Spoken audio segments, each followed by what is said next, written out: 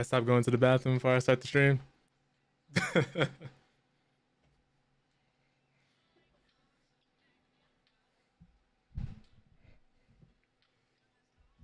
Okay. Let me do a couple last minute checks.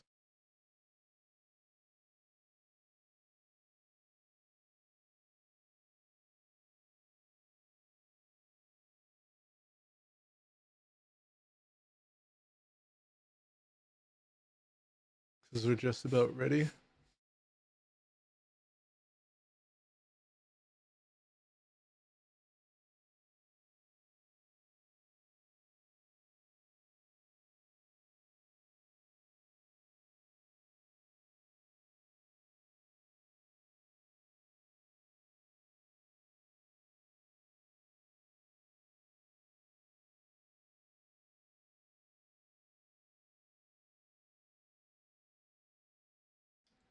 All right, let's get started here.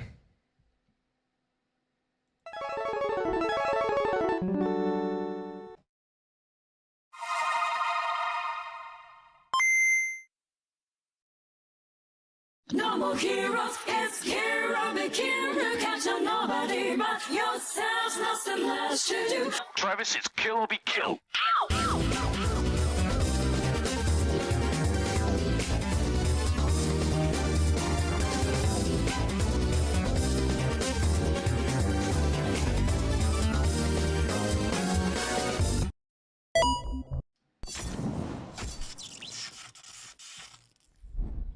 Oof, good afternoon, everybody. Today is the 24th of November in the year 2025. Hope you guys are all doing well. It's Monday, which means the start of a mental health discussion, also the start of the week, and more gaming news, as well as playing more Ninja Gaiden 4. Well, playing Ninja Gaiden 4. That's the new game we're going to be doing a playthrough of today. Hope you guys all doing well. Hope you guys all had a wonderful weekend. Hope the holidays aren't treating you too badly and that you guys get some opportunity and time to see your families and spend the holidays with the people you love and care about and the people who love and care about you. Oof, let me take a drink of water. My voice is kind of dry already. That being said, with it being Monday, like I said before, that means another mental health discussion. And today we're just going to be talking about decompressing and disconnecting a little more from social media, which I've talked about in the past, but I wanted to bring it up in lines of some new research, mainly stuff we already knew before about TikTok and short form content, just digesting it all day and for hours on end, how it can ruin your brain and scramble your brain. Just because too much time on the internet and on social media is just a bad thing for anybody. Like most people say, the internet isn't a real place. Granted, you can experience some real consequences from the internet, but it's important to also realize that you should spend some time touching some grass, going out there to spend time with people you love, just spending more time having that face-to-face connection, those face-to-face conversations with people you know, meeting new people out there, depending on whether or not you actually have the time to get out or not. But it's something I wanted to bring up because I think especially for content creators or people who are streamers, a lot of people I know and who actually watch my content or engage with it are streamers, are content creators. They're people who, whether they like it or not, end up having to have some form of social media presence and are online a lot more than they would like to be otherwise. And that after a while can get to you. You know, you're always engaging with some people, whether you don't know if they have good intentions or not. You might get a bad message or two here and there. Might have trolls constantly coming after you, especially if you're a black cosplayer or anything of the sort. Just there's a lot of sad people out there who just want to spread hate, negativity, and are just miserable online. And sometimes it's very easy to forget that the world isn't like that if you spend a large portion of your time online. It can affect your mental health. It can affect how you see other people out there on the street. It can affect how you engage with people on the street if you even feel like talking to another person. And especially your attention span. Our attention spans are shot now. If you're someone who frequents TikTok or YouTube shorts or things of that nature, it does have some detrimental effects on how much we can pay attention to just long form content or just things like reading. I've even seen people like come up and look at summaries on Twitter and be like, Grok, summarize this. I'm like, you're asking an AI bot to summarize a summary? Like Spark Notes, like people are refusing to critically think or to actually look into things a little deeper than what they appear to be on the surface. it's true, not everything is that deep, but because there's been such a big rise of anti-intellectualism and people who just like to brush things off, everybody likes to be nonchalant, nobody likes to talk about their feelings. At least a lot of people just being like, I ain't reading all that, I'm not engaging with that, it's not that deep, about concepts that really are that deep, but they can't see it as that deep because they lack the critical thinking or self-reflection to look into things a little deeper. It's the same reason why people say games like Expedition 33 don't deserve Game of the Year, because they can't get past the concept of playing a turn-based game. Just really weird activity all around, and that's something I kind of wanted to shine a light on, because if you're someone who finds yourself arguing with people on Twitter, which you should never do in the first place if you're someone who values your mental health, or you're someone who spends a little more time online than they would like, and you're constantly seeing negativity, you're constantly seeing these horrible takes and wondering who's doing it, keep in mind, you might be out there arguing with bots or seeing comments that aren't even made by real people, because as of 2025, more than 51% of internet traffic is done by bots. Bots and artificially created programs. It's not done by human beings. What started out as like a tinfoil hat conspiracy, the dead internet theory, whereas more people were thinking that more robots were online, is becoming true slowly but surely, unfortunately. It wasn't too long that we saw it on Twitter where people were just saying, where you had a robot coming to your comments saying like in bio, or this in bio, link in bio, you know, hot sexy singles in your area, like just all of those different things on Twitter. People were just constantly seeing, and people were just throwing up on TikTok being like, look what my Twitter algorithm looks like, this is what my algorithm looks like. I'm just like, how is this happening? Or even in YouTube comments, it spread over to YouTube too. If you saw big creators or big channels who were making content, you saw all these different random bot messages and stuff in their comments, and they were popping up faster than they could even delete them. It's still happening to quite a few people as well, which is why I say it's so important to just once in a while just decompress and go offline for a bit, to go experience the world and realize that this isn't what the world actually is. It's similar to what happens, I've noticed, in fighting games, where a lot of people will be online and say, oh, this player is so arrogant and so cocky and full of pride. And then everybody who actually goes to these offline events will see that same player in person and be like, no, they're actually pretty down to earth. This is just what you think when you're sitting at home all day watching these tournaments instead of going to support your locals, instead of going out to these events, instead of showing up and hitting some buttons. It's the same thing online with the internet. Things have become so parasocial nowadays that streamers don't even feel safe going to these offline events because they're afraid somebody who's been chronically online is going to attempt to attack them. Case in point, we read the article earlier this year, what happened with Emeru and Pokimane and lots of other different streamers. Unfortunately, one streamer who lost her life after somebody donated a lot of money to her and then thought they owned her because of that. And then she ended up paying the price for that. It's truly unfortunate, but when you're chronically online and you're dealing with people who are chronically online, especially if you're a streamer who's built an audience and some of your viewers may think they have a bit of an entitlement or attachment to you because maybe they donate a little more money in your chat, maybe they support you, maybe they watch your streams, they feel like for some reason you and them have a bond or a connection, like they really know who you are. And that gets scary, man. It gets scary. This is just a reminder that not everything that you see online is real. Yes, you might see these streamers, and yes, they might be pretty down to earth people in real life, but that does not mean you get a free invitation to talk to them, to go up to them, and that they're required to sit there and be at your every beck and call, essentially. It's just unfortunate when you have that many people who feel as if they're entitled to your time, money, and resources.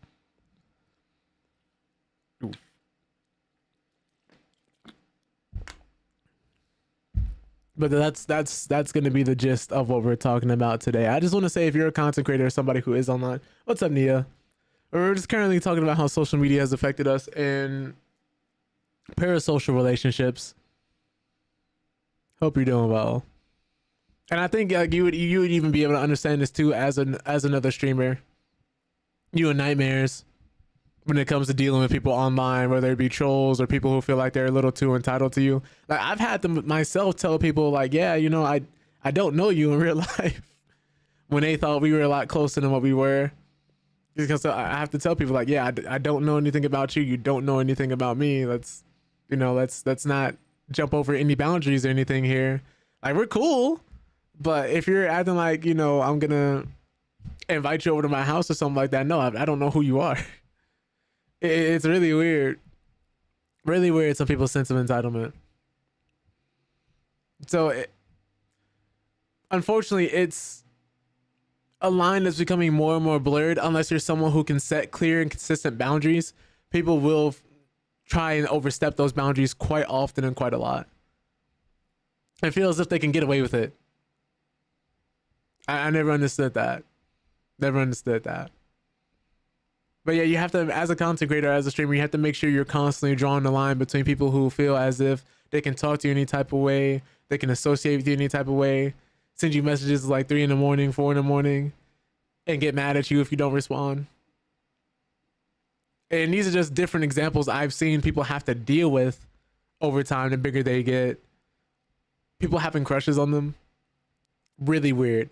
It's just strange to attach a sense of expectations to a person you don't know, and then get mad at them when they don't live up to this fantasy you have in your head of who they should be and who they are, when you find out that they're a different person entirely because you thought that person behind the camera was all there was to see at this person.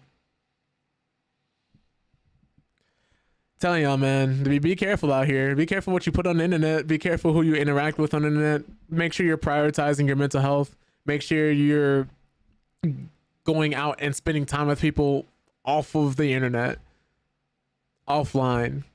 Go bowling, go out for a walk in the park, maybe go ice skating, roller skating, something, rock climbing, whatever it is that you like to do that involves being social. Or maybe you don't want to be social for a change. Maybe you just want to decompress and relax and not be bothered by anybody, which doubly so. Go offline and just spend time with yourself. The disconnect from the internet. The internet will be here with or without you. You can come back, I promise. That is okay to need some time away from the internet, especially when you see how much everybody's constantly dealing with. It's just not even a PSA, but just someone who has seen people deal with being online chronically all the time. Take a second to relax. Take a second to, like I said, disconnect, decompress, get some R&R in there, relax for a change. Don't worry about posting content. Don't worry about any ideas you need to execute on immediately, because we're all still human beings. We all still need rest. We all still need to do other things outside of this internet stuff. But that's going to be the gist of the mental health discussion today. Hopefully that helps someone. Hopefully that, I guess, gives people a different perspective to look at, instead of having to constantly think about what the next big thing is or how they're going to respond to a troll online, stuff like that. Be very careful and be very selective about who you give your time to and what you give your time to, especially people on the internet, because 9 times out of 10, you're never going to see these people again. So before you respond to that TikTok comment, that Twitter post about this horrible take you've seen, that YouTube comment about this horrible take, this horrible opinion, and there's some awful takes on the internet, just keep in mind, you're more than likely never going to see this person again. They don't know who you are. You don't know who they are. It could be a bot. It could not even be a real person. Or it could be someone who's just miserable and wants to drag somebody down in that misery with them. Be very careful out there, because you can end up becoming one of those people if you're not careful and keeping that in mind. That all being said, I know I said there's been studies coming out about how TikTok and everything is rotting our brains, so I did actually want to read that before getting into the gaming news. First article of the day. As I said before, a new study has revealed that TikTok and Instagram content actually rots your brain. So short form video has reshaped how people consume content online, and a new report from the American Psychological Association, or APA for short, now directly connects that format with notable declines in mental health. The study draws on data from more than 98,000 people across 71 separate papers to examine how TikTok, Instagram Reels, YouTube Shorts, and similar platforms affect viewers across different age groups. Previous research centered almost entirely on TikTok, but since short-form video is now embedded across every major platform, the authors broadened the scope to measure the effects that extend beyond any single app. Now, the study analyzes user engagement patterns and assesses a range of cognitive and mental health indicators. Researchers also compared outcomes between youth and adults to better understand how different age groups respond to rapid fire video feeds. And of course, like they said before, Instagram, TikTok is rotting our brains. Now, according to the report, heavy short form video consumption is linked to diminished cognitive function, particularly attention control and inhibitory control. Inhibitory control. Both younger and older participants who consumed higher volumes of short videos showed poor attention spans overall.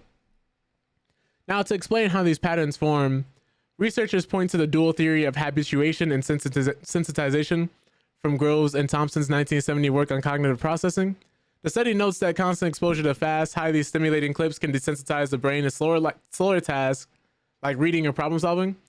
At the same time, algorithmically delivered rewards may reinforce impulsive engagement and instant gratification. Now, the report says that this form of consumption stimulates the brain's reward system and can encourage habitual use. Excessive short-form video viewing is also associated with social isolation, lower life satisfaction, poor sleep, increased anxiety, and loneliness. And now the authors add that more work is needed to add on how this content affects self-esteem and body image. Researchers also developed an assessment scale for short-form video addiction designed to help future studies measure dependency on these platforms. The authors concluded that short-form videos' widespread presence makes it critical to understand their impact on cognitive health and behavior. They note that the findings establish a foundation for future research into how these platforms influence daily life.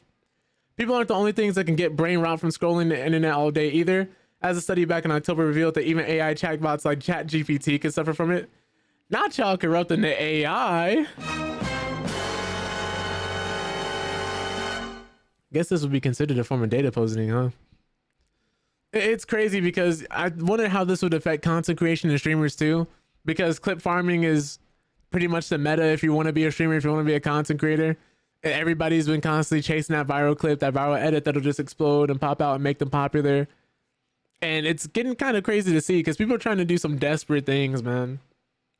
From doing things like being racist to attacking people on the street, doing dumb pranks, and just acting like a fool on a camera. Really unfortunate to see. It's what clout does to people. It's like 5 minutes of internet fame does to a person. It's unfortunate, man. And I think we see that with stuff like, what do I want to say? If you guys remember all the pranking channels that were really popular, like from between like 2010 and like 2016, I think, is when they started dying out in popularity. People just going up to strangers, like doing pranks in the hood, getting beat up, and then posting it online. I think that's low-key where it started. Doing dumb things for views and just popping out like that. Granted, doing dumb things for views has been around for a long time, but with the pranking channels and everything, I think slowly but surely we've been kind of pushing towards the meta of clip farming. Because content creation and making a video and coming up with all these original ideas takes a lot of time. So if you're someone who could just take a few viral moments from a stream, cut that, and not have to do the whole video, it's really attractive for a lot of different people, especially all these different clipping channels where people have made entire careers and thousands of dollars from clipping a giant, another person's stream or a giant streamer stream, posting it on their own channels, and then making a living that way. It's now becoming a way to live. Like beforehand, where you had to be an editor and edit all these different videos, now you can just do it with clips and post the clips in all these different spots. Like if you're seeing stuff like Steak or any like form of clips where it doesn't come from the main channel, you'll see the person's name of the clipping channel either above it or below it. That's scary, man. Because it's going to show you, like, it's gotten so big and it's becoming a secondhand market that more of these streamers, it's getting harder and harder for them to come after these people with copyright. And some of those people are clipping things out of context and making it seem like people have said things or done things that they didn't do. Which is why I say it's so much more important to spend time online. Offline, I mean, not online. It's the opposite of where you need to be. All right, what else do I have for you guys? Okay. Leakers have been not only doubling down, but tripling down on Half-Life 3. And we have even more insiders sharing positive Half-Life 3 updates as hype is reaching critical levels. Now, take this with a grain of salt. None of this is confirmed by Valve. In fact, they've been trying to weed out leakers or anybody else trying to send messages about Half-Life 3. So take this with a grain of salt. I wouldn't expect any of this to be true, and I don't want anybody to hype themselves up because some people are theorizing that Half-Life 3 is going to drop when the Steam machine drops. Some people are theorizing it's going to be announced at the Game Awards. I'm just saying is keep your hype at an all-time low. Be very skeptical because these are all rumors. Take these with as much of a grain of salt as possible, if that even makes sense. Just take it with a grain of salt. Don't hype yourselves up. Don't get yourself super excited for this big mountainous disappointment that more than likely will be the case. Could you imagine the timeline if we get Half-Life 3 before GTA 6? I know I just told everybody not to hype themselves up, but there's just an idea that I thought would be extremely hilarious if we got a game we've been waiting for that people thought was never going to come out. Rightfully so. Because Valve themselves even said they were working on a sequel of sorts at one point and just couldn't make anything happen. But you know how crazy it would be if this game came out before GTA 6? If there was any game that could outmatch GTA 6's hype, it would be Half-Life 3. I just wanted to say that. Again, these are all just rumors. Take it with a grain of salt. But let's read what some of these updates are and see if this is even worth getting excited about. Because supposedly Valve is working on some type of unannounced game. Granted, we already know they're working on Deadlock. But imagine if this is like Left 4 Dead 3 or something like that, or Portal 3, or like another Dota sequel of some type. It'd be interesting. So Half-Life 3 is still on course to be announced before the end of 2025. This is just a known industry insider has said. The claim has been offered alongside some other purported details about the game's rumored reveal, and it comes as hype for Half-Life 3 reaches a 17-year high based on publicly available data. Now, the ongoing wave of Half-Life 3 rumors started in August 2024, where well-known data miner Gabe Follower discovered references to the long-anticipated frequently rebooted project in the code bases of other Valve games. In the following months, multiple industry sources supported the existence of yet another Half-Life 3 iteration, with some suggesting this version progressed further than any previous attempt at a third mainline Half-Life title. Among them is Insider Gaming senior editor Mike Straw, who repeatedly claimed that Valve would make at least one more major announcement shortly following the mid-November reveal of the Steam machine. He later clarified that he was referring to Half-Life 3 in a November 20th tweet. And this is actually like the video they dropped with all this news.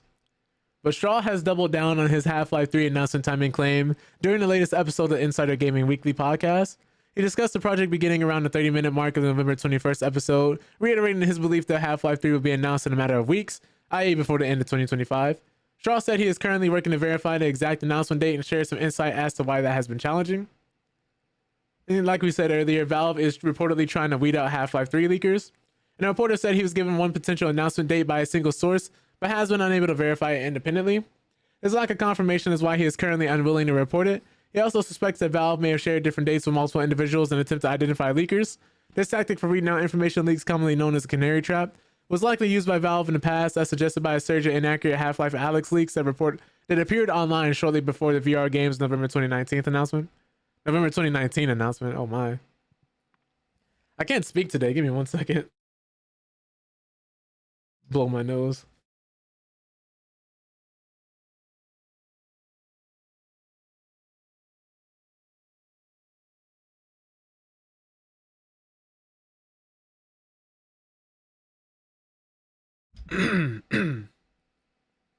So he went on to say that Half-Life 3 most likely won't be announced at the Game Awards because Straw still expects Half-Life 3 to be announced before the end of the year. He does not believe that will happen at the Game Awards, the largest remaining gaming event in 2025.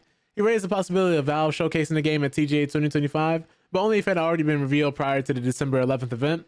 Such a move would align with typical industry conventions, as a high-profile reveal like Half-Life 3 could overshadow the rest of the show, potentially frustrating other publishers who pay hundreds of thousands of dollars to have their trailers featured at the Jeff Keighley hosted event.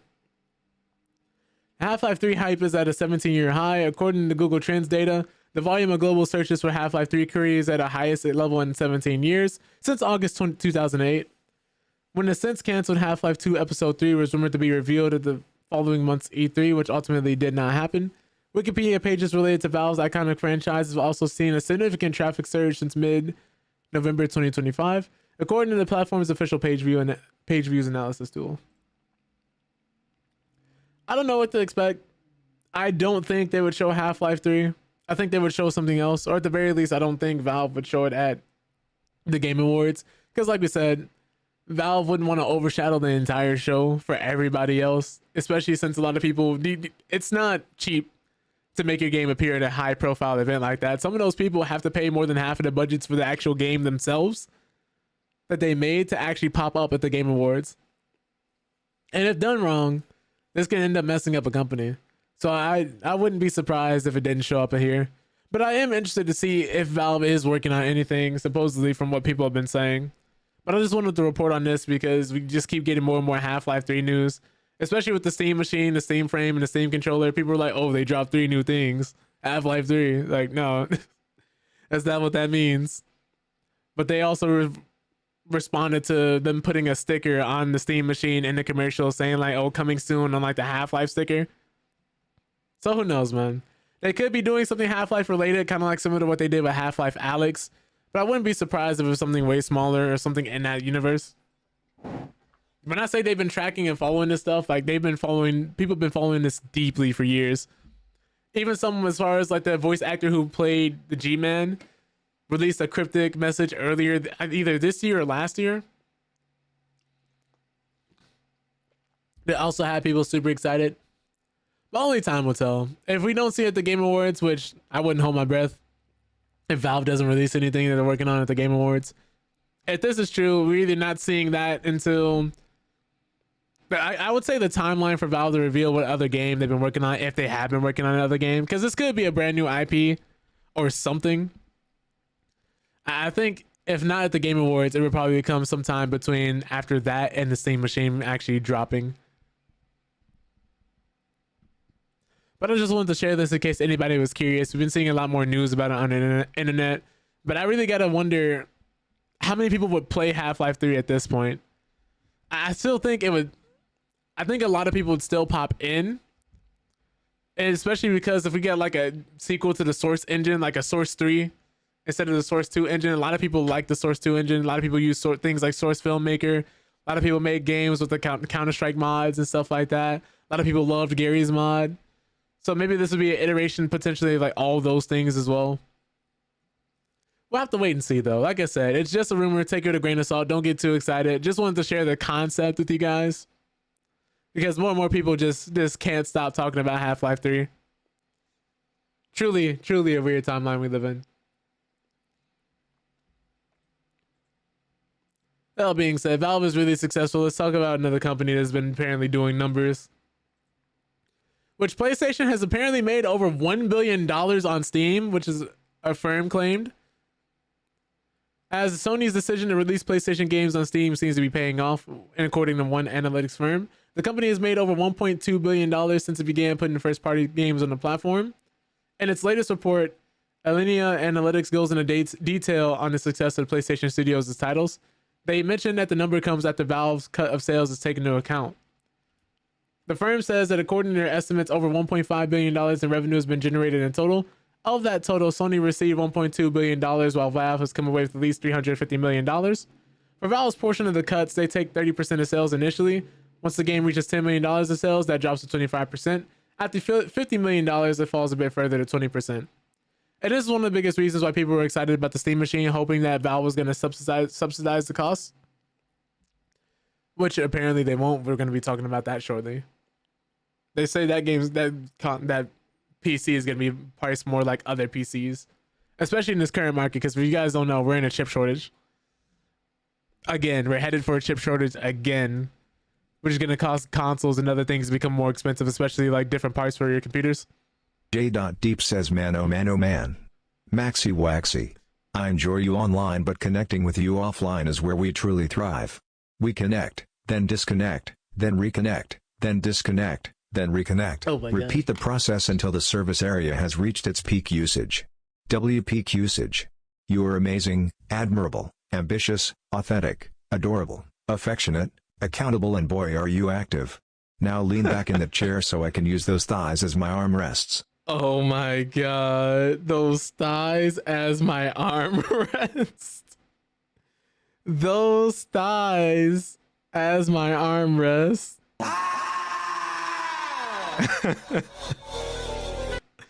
Oh my goodness. The Sony boom, Dre. Oh my goodness. The Discord bros have united once again. Oh, Angelic's here too. Oh my goodness. Oh my, and Angelic, I'm now usually I don't do this, but the affirmations, right. Felt like I was being talked through it. Oh my goodness. You know, I always say I can explain, but realistically, like everybody, you gotta look me in my eyes when I say this. Hold on, let me pull this out. Do you realistically want me to explain any of this? I always say I can explain, but I think it's for the betterment of us all that I do not. I think the rest of it I'm just gonna leave to everybody's imagination.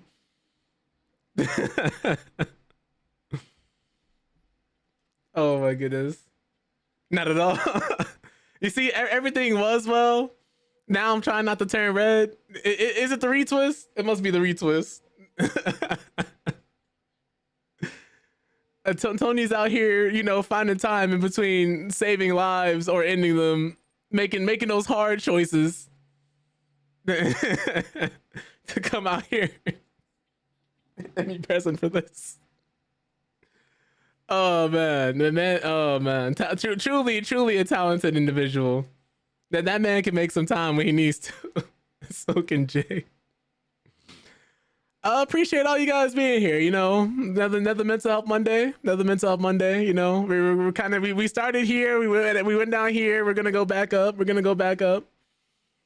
appreciate y'all being here.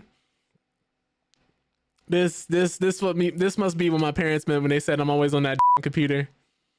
You know, maybe it was for the best that I shouldn't be online as much. When we talk about decompressing from social media, and this is what I meant. You know, this is what I meant. To save ourselves from certain situations. Take some time offline to spend time with people where we love. I hope you guys all doing well though. I appreciate y'all popping in. We just got done talking about Half-Life 3 leaks. I tell everybody to take with a grain of salt. Let's get through more of this gaming news, man. I was just gonna say, Valve is a smaller company, so they make quite a lot of money just having Steam as a platform in itself, which is why so many people were surprised that they won't be subsidizing the cost of the Steam machine, taking a potential hit to their revenue and what they do because they have such a big platform, which has people acting all surprised and I guess getting all bent out of shape that this Steam machine is not gonna be like $500, potentially more like $700 or $800. But anyways, I'm getting off track. Apparently, even with the profits that are going to Valve, Sony has to be pleased with what PlayStation games are generating on the platform. Because, you know, they have games like Ghost of Tsushima, God of War, Helldivers 2. I think the Uncharted series is on Steam now. The Last of Us games. So Sony has to be making a pretty penny for all those people who wanted to play these games or just weren't able to because they don't have a PlayStation. Which is understandable.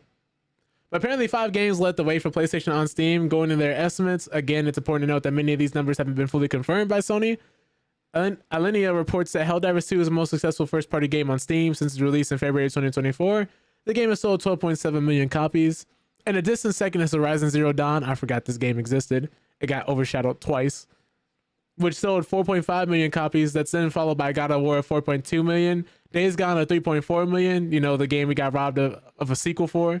And Spider-Man Remaster at 2.7 million copies sold. Despite the success of these games, Alinea cautions that the novelty of PlayStation games on Steam is wearing off a bit. The audience that was once excited to experience these games for the first time has largely been served. Later releases naturally face smaller potential audiences, and our estimates clearly show this. Looking at their data, Alinea notes that the sales were strong when PlayStation first started releasing its titles on Steam. One example they used is God of War. When it released, the game sold 2.5 million copies in 427 days. And that ended up being 2.5 times more than the sequel, God of War Ragnarok, which sold in the same time frame.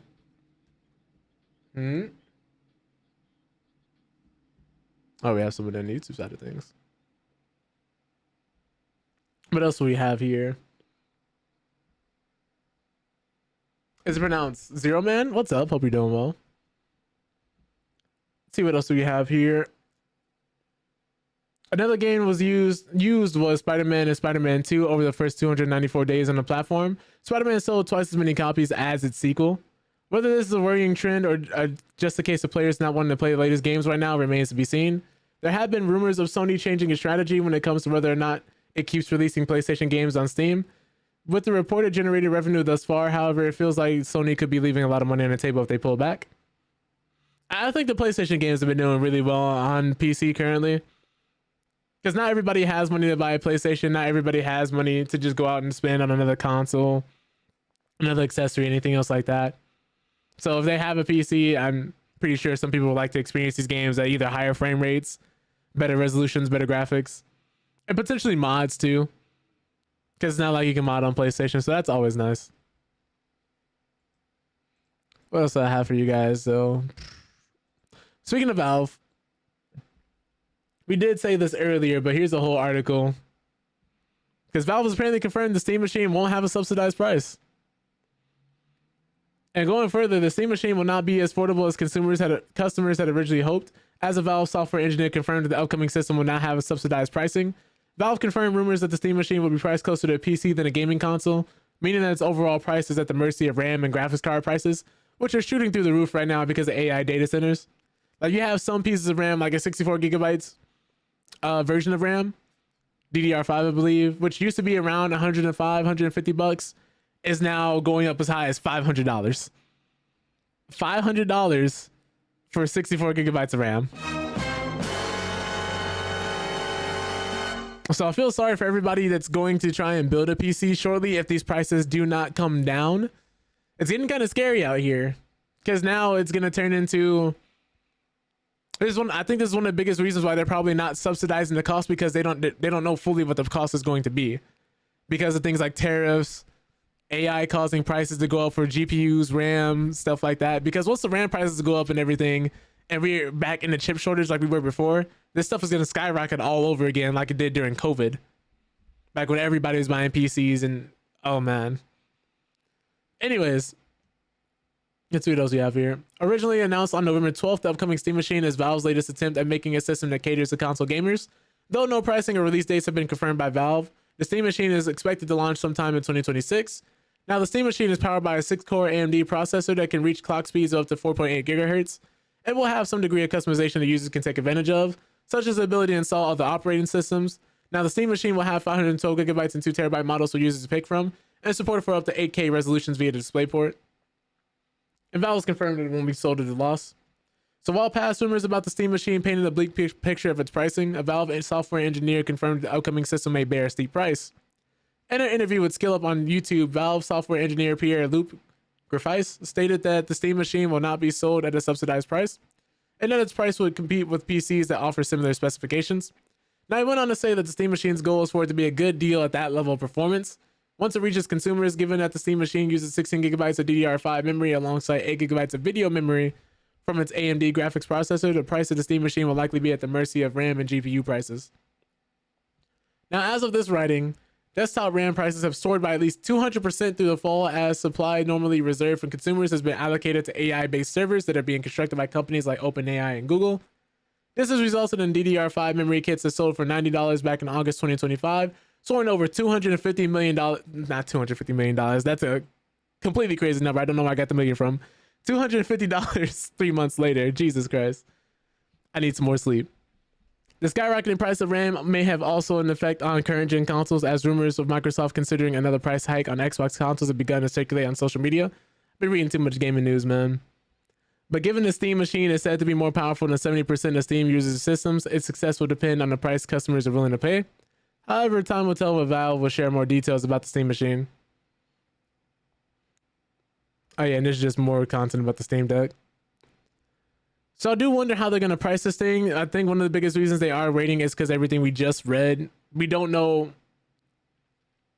what's the best way they're going to sell this thing, especially with how prices for these different parts are increasing. We don't know how cheap it is for them to make it or how expensive it is for them to make it now.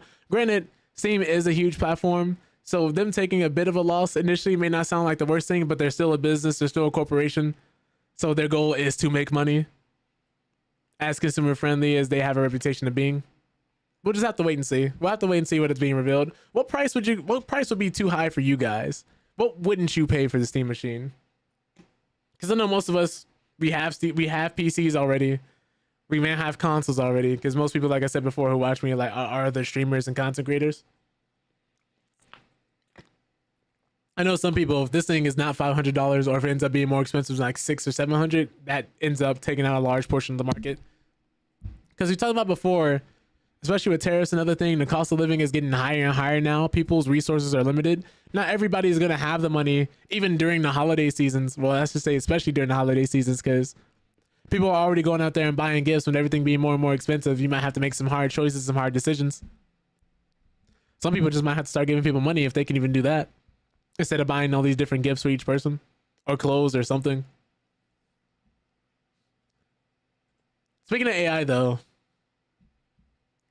and different corporations that have gotten into AI, NVIDIA reminds us it's not a gaming company anymore, but an AI data infrastructure company. This is crazy. So a recent financial call from NVIDIA shared all sorts of roaring successes for the tech giant, including an eye-watering $57 billion in revenues during the third quarter of 2025.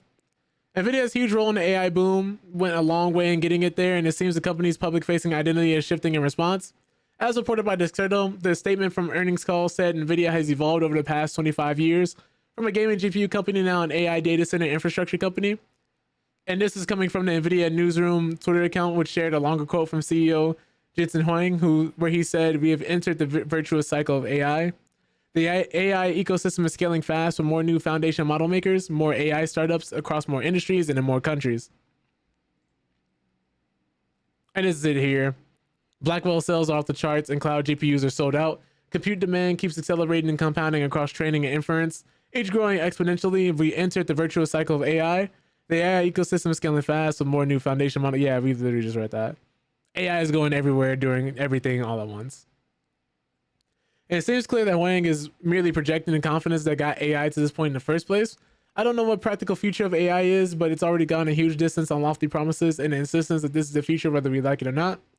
That's even proven true in the gaming space, where industry bigwigs frequently tout the technology's potential, and AI is becoming increasingly hard to avoid. An estimated 87% of game developers now use it in some capacity. The big shiny numbers in its financial call will only assuage fears of a bubble burst in the short term, so there's no pressure to distance oneself from the tech despite any controversy. Besides Wang, has long favorite language like this when talking about NVIDIA's trajectory. He's been saying that the company is more than the sum of its GPUs since at least 2019, when as reported by PC Games, and he said it was no longer just a GPU company but had grown into a data center computing company. And that's interesting, because this has been disproportionately affecting different communities. The same reason why you and I cannot get a GPU or RAM priced at a decent rate is directly linked to AI. The same reason some people out there are losing their jobs, because it's not happening to everybody. It's not happening to everybody, not currently, but a lot of people aren't going to care until it starts to affect them individually, until they can't look away from it anymore. Which is why I want to keep people informed about what's going on with AI, and just in general. I'd say if you're someone who dislikes it or likes it, the best way to protect yourself and other people, or at the very least watch out for anything that might affect you, is just to be more informed about it and what it is and how it works and how companies are using it. That all being said, a company we probably do not want using it is Ubisoft, because instead of going out, making games, coming up with new IPs, promoting the games that they do release, because some games like those Prince of Persia games they came out with, they didn't promote. Instead of doing anything that could possibly benefit you or I or make better products, Ubisoft just decided they're going to go all in on generative AI. Instead of doing things like making a good game, they're just getting more and more into AI. This is crazy. Because Ubisoft, for those who don't know, have shown off a generative AI game demo called Teammates. And is Teammates the future of generative AI video games? Ubisoft seems to think so. During an investor presentation earlier today, which was as of 3 days ago, Ubisoft showed off Teammates, which is a new R&D game experience that utilizes generative AI. So Ubisoft CEO Yves Guillemot also described the advent of generative AI in some games as a revolution. Generative AI is as big as a revolution for video games as a shift to 3D. Oh god. We are making great strides in applying generative AI to high value use cases that bring tangible benefits to our players and teams. It's as big of a revolution for our industry as the shift to 3D. We have everything to lead on this front. Keep in mind, it's coming from the same people that said Skull and Bones is a quadruple A game. And we all know how that turned out. But Teammates was developed by the team behind Neo NPC. The company also said that the demo is meant to prove that generative AI-driven gameplay can shape a new generation of more interactive and engaging games. The game's prototype is currently being tested by a small number of players. Teammates is a first-person shooter, but its AI tools will supposedly let it adapt to voice commands when a player, allowing NPCs to dynamically respond in real time. It's crazy. It's really about experimenting with entirely new ways of creating interactive stories. Our role is to give AI meaning to narrativize it, ensuring logic doesn't replace soul, and we design Teammates to leave space for player creativity, finding that balance between emotion and unpredictability. I just like to say, when they say give it meaning, ensuring logic doesn't replace soul, and saying things like we design Teammates to leave space for player creativity, it's just so interesting to me, because Ubisoft has been releasing the same game since Far Cry 3. If you guys aren't familiar, you know, we have Far Cry 4, Far Cry 5, Assassin's Creed Shadows, Assassin's Creed like Odyssey. Like all of those different games follow the same type of Ubisoft open world formula where you're constantly going to an outpost, clearing it out, maybe going to one portion of the map, syncing it up so you can go to the rest of the map, giving you homework and other stuff to do, and pretty much an empty and uninspired world. Granted, I liked Odyssey. I thought Shadows was okay. And some of the other games as well, but just seeing what Ubisoft has been doing, where's the next Splinter Cell game? We've seen them do quite a few different Prince of Persia games, at least 2 or 3, and they were good, but they didn't promote them. They just didn't promote them. Where's Rayman? Where's any of the IPs that they're currently sitting on that they could be doing something with? Granted, Splinter Cell just got a new show, and people have been begging them for a new Splinter Cell game for years. What do they have now? They got what? Siege, For Honor up. They're their main 2 moneymakers right now. And they keep having to get bought out and supported by other companies. It's things like this that makes people hope they fail.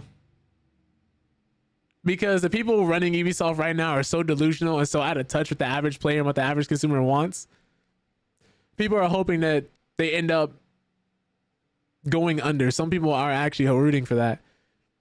Because what do you mean you have people who wanted to make a game like Expedition 33 under your umbrella and you just didn't allow that to happen? Because for people who don't know, Expedition 33 was made up of people who used to work at Ubisoft. The 2 people mainly running the project used to be old Ubisoft developers. It's just crazy they let a game like that go. It's unbelievable. And they just didn't want to make that. The game has been nominated more than 10 times at this year's Game Awards, and it's probably going to have a sweep, or at the very least win Game of the Year, if nothing else, somehow, surprisingly, somewhere. All being said, Teammates includes a companion character called Jaspar, who is said to be able to help the player overcome obstacles and provide hints or strategies. In concept, that's not very different from other NPCs in numerous games. Now, what supposedly makes Jaspar stand out is his ability to interact and respond to the player. The Teammate developers note that this is a specially made application programming interface, or API for short, that can utilize guardrails to shield players from AI-powered hallucinations and helps control its power to put it at the service of human creativity and play. The company also characterized Teammates as an experiment that serves both as a playable prototype and a test bed for underlying technology. Ubisoft has stated that its new Creative Houses operating model will be unveiled in January 2026. Earlier this week, Ubisoft apologized to players for including AI artwork in Anno 117 Pax Romana. The replacement image looks like the AI version minus a few people with extra fingers or distorted faces. It's crazy. So they said they're giving us a companion character in this game that uses generative AI. But what supposedly makes him stand out is his ability to interact and respond directly to the player. I think we've seen this before, why this is such a bad idea, because this is not going to go well. The moment you give people the ability to interact with an AI chatbot and stuff like that, it normally almost always goes downhill. People end up dating or marrying the AI. the AI can possibly tell people to unalive themselves, because that's something ChatGPT and quite a few other AI programs are actually doing, which is why parents have been upset about that, understandably so, rightfully so. I just, like, I gotta ask myself, what the is Ubisoft doing? It's the same company that released games like Far Cry 3, the Assassin's Creed Ezio trilogy, especially like the first one. We had Black Flag. We had so many different games, the Splinter Cell games, the Rayman games. Like when For Honor came out, it was decent. When Siege came out, it wasn't the best, but then it had a resurgence. Fell down, had another resurgence. The Rainbow Six series as a whole was dope. Like Vegas 1 and 2, those are fire. Ghost Recon. What are we doing? It sucks to see a company like this that used to do so many great games and used to put out so many different things. It's like watching a legend in the boxing ring go past his prime and keep fighting. It just gets harder and harder to watch. Because you're like, yeah, you know, if this is his prime, he'd be punching people's lights out right now, but it's no longer, you know, time moves on. And it just sucks that Ubisoft, a company that was so well respected and was like a household name, is in the current state that it's in now. But all these different flops and horrible projects they're putting out because the people in charge are just so delusional and so out of touch. It's crazy, man. It's crazy. Oh yeah, babe. So we talked about increasing prices and stuff before, and I think it's an important part to bring this up as well. Because not only are things possibly going to get more expensive on the PC side of things, well, not possibly, they are more expensive on the PC side of things, but console gamers are not safe either, because Xbox consoles could see yet another price hike soon.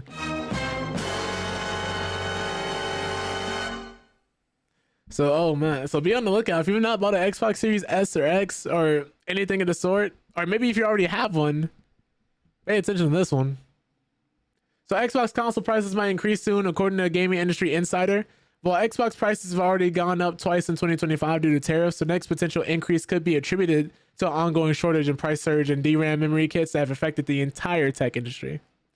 Throughout the latter half of 2025, the prices of DRAM memory chips have skyrocketed across the board, leaving consumers priced out of buying the RAM they want. This price increase and subsequent shortage is due to ongoing demand for DRAM by OpenAI and other AI-based companies, which has led RAM manufacturers to allocate more of their supply to power AI servers and infrastructure. As a result, consumer prices on DDR5 desktop memory kits have jumped over 200% throughout the fall. Despite some ongoing Black Friday deals on PC components in general, there is no potential relief for consumers in sight when it comes to DDR5 RAM kits. And this is one video somebody dropped here. Now, though rumors should be taken with a fine grain of salt, a gaming industry insider states that Xbox is already feeling a pinch of ongoing RAM price hikes.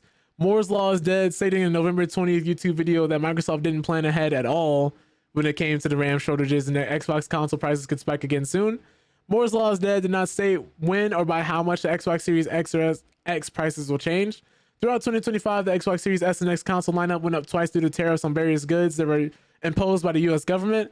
Currently, the Xbox Series S console can be bought for as low as $379. Keep in mind, this is the raised price.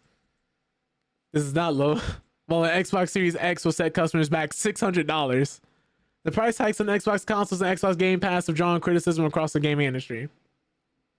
However, Moore's Law is dead added that the Xbox's main competitor, the PS5, may not face an imminent price hike yet, as Sony seemingly has enough DRAM to meet consumer demands during the holiday shopping season. Given that PS5 consoles are discounted for Black Friday by as much as $100 for a standard PS5 system, it remains to be seen when or if Sony will increase its prices. Although Xbox is offering Black Friday deals on games like Fallout 76 and Outer Worlds 2, there are unfortunately no such offers on the Xbox Series S or X consoles. Only time will tell what Microsoft's plans are for their remaining Xbox console stock. I mean, this goes in line with what we've seen before, but it is just a rumor. But I want to make you guys aware of that just in case this does happen, because we've seen in the past, this has been the only generation of consoles that has gotten more expensive as time goes on instead of cheaper, because of things like AI and just how tariffs have impacted the industry. Not to mention corporate greed. I think we don't give corporate greed enough of a factor when it comes to how expensive things are getting. Because yes, we've always had things like inflation. We've had chip shortages before. But corporate greed has been here since the dawn of time. There's always been companies seeking and looking for different opportunities to nickel and dime you and I. Case in point, the increase to $30 on Game Pass, as well as the console increases in prices that came beforehand.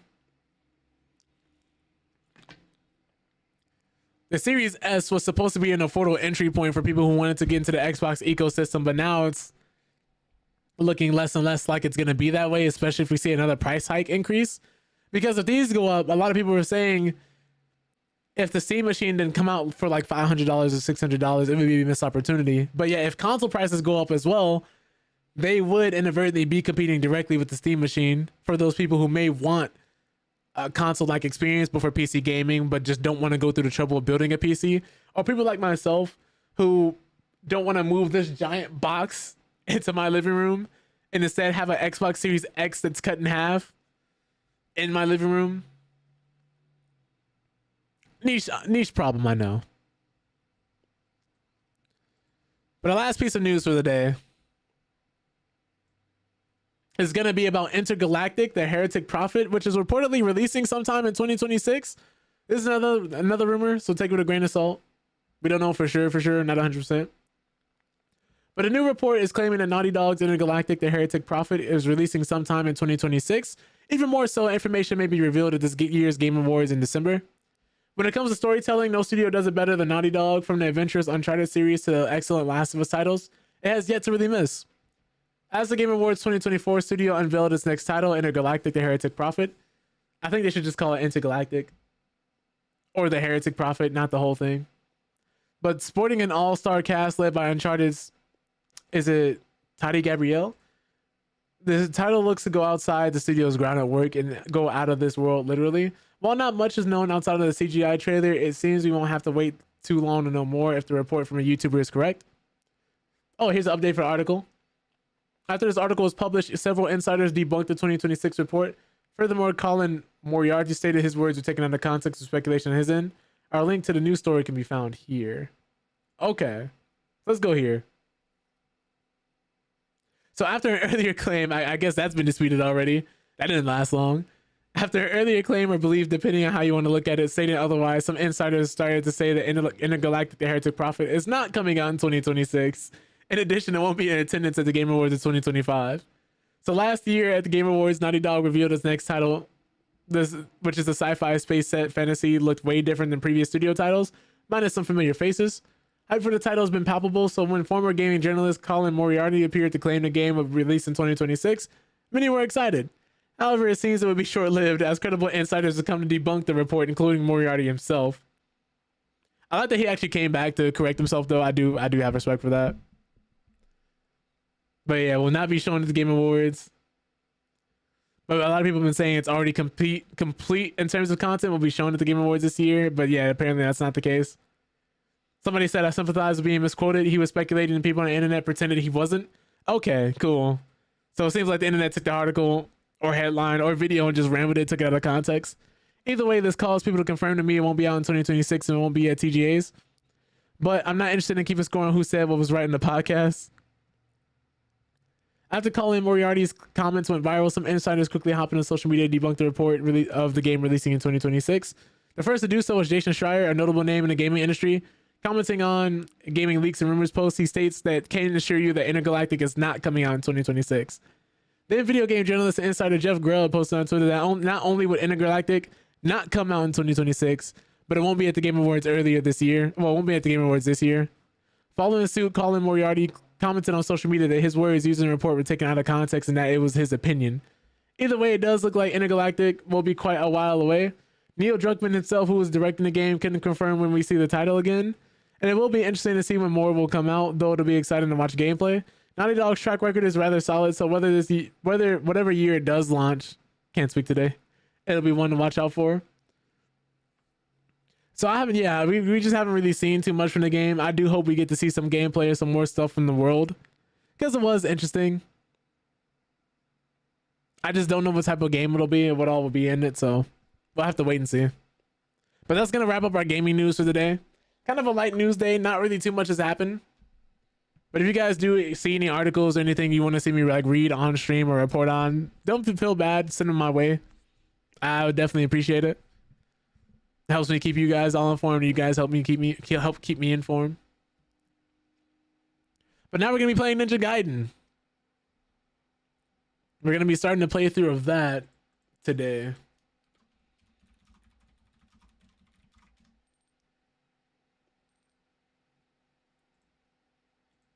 I'll be giving like my initial thoughts and first impressions about that.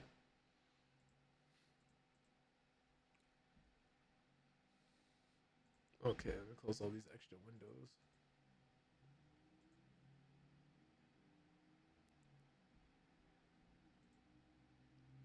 Steam. Where are you? Here it is.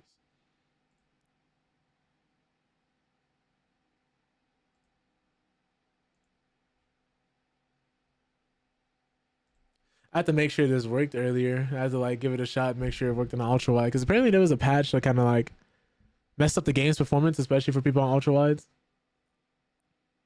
I had to like go back and find a fix for it.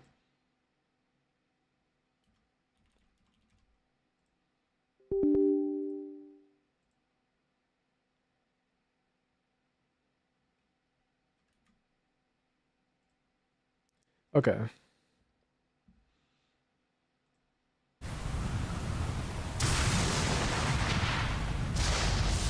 Ooh.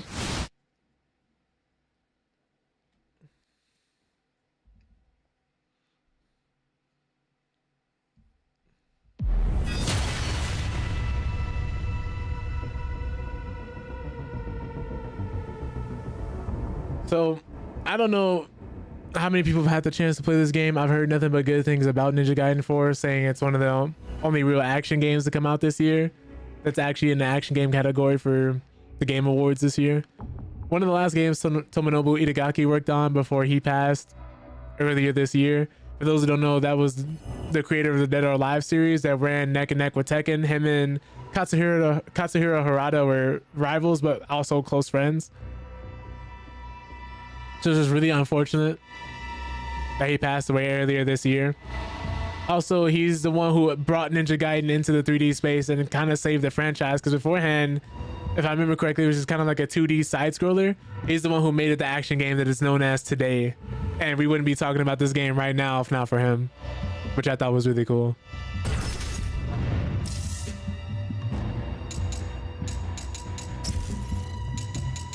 Turn this game down just a little bit. Oh, it's already at 80.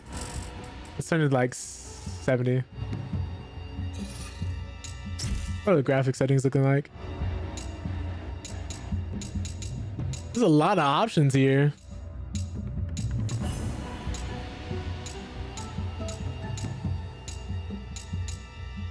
Volumetric fog, I think we're just gonna turn that to low. That steals frames from you. Shadows, I think we'll leave higher. Actually, I want to turn these to low.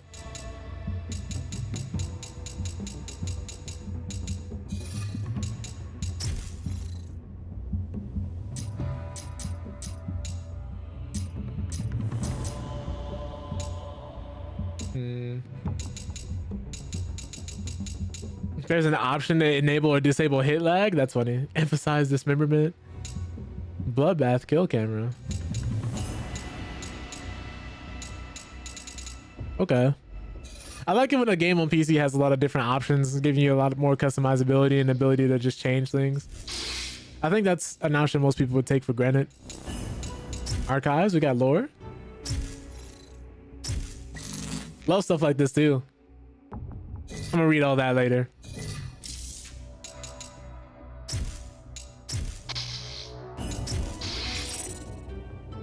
We're just gonna play on normal. Certain games I'll play on the hardest difficulty. This is not one of them. Especially not while streaming. It'll take so much longer and I only have so much time. Yeah. What's your status? Caught a lift. Arrival at target imminent. Ninjutsu base form. Through the mastery of Bloodblind Ninjutsu, Yakumo can control the very essence of his weapon at will. Okay.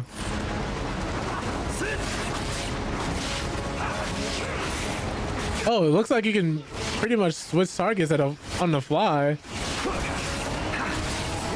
Oh, this is gas already.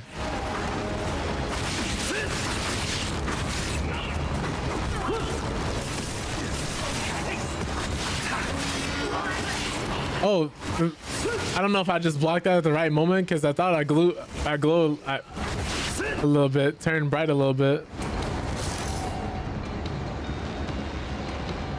Okay, so you can block in this game. Your guard will break after blocking a series of attacks. Oh, you can hold block and then dodge too? We got perfect dodges too. You have to slide behind people. That's cool.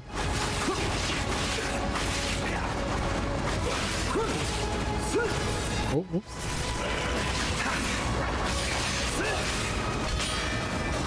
He parried me.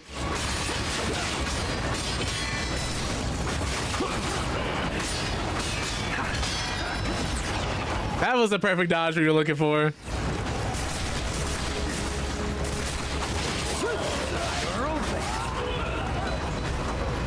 Well, people are dead. For being knocked back by an enemy, press right trigger or A to quickly regain your balance. Okay. Oh, yep. Gonna need that, I guess.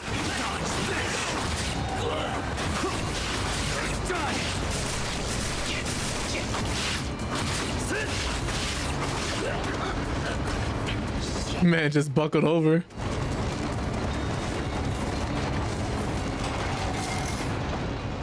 Chance to dismember an enemy whenever you attack one, and dismember an enemy will be weakened but can perform a powerful counterattack in desperation.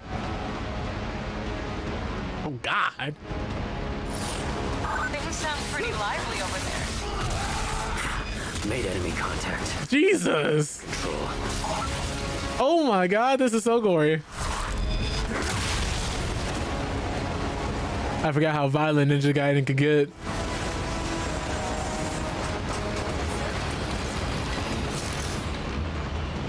While in base form, execute the ultimate technique by holding Y.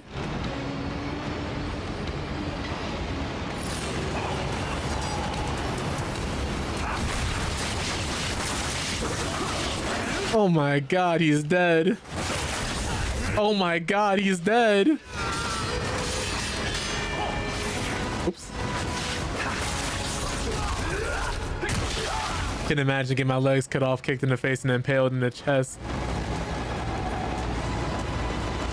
I wonder if this game will have like any secrets or not, or if we're just going straight through.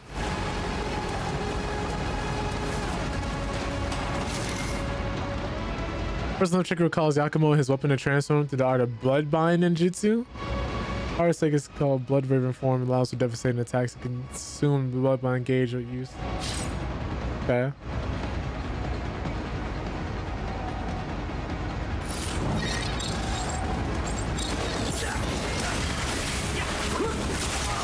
I wonder if that uses like health or anything.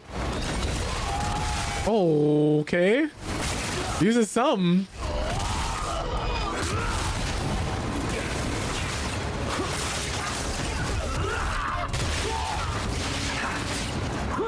Oops. I think we're getting health back for executing people like that. Most enemies cannot block Blood Raven form attacks. If you hit an enemy with a Blood Raven form attack while it's blocking and performing a defensive action, you will stagger the enemy. So Bloodbind gauge gets filled with the lapse of time. Oh, that's a Bloodbind gauge? Where's my health then? Hit an enemy with an attack using obliteration on enemy, execute and dismember enemies. I thought that was my health.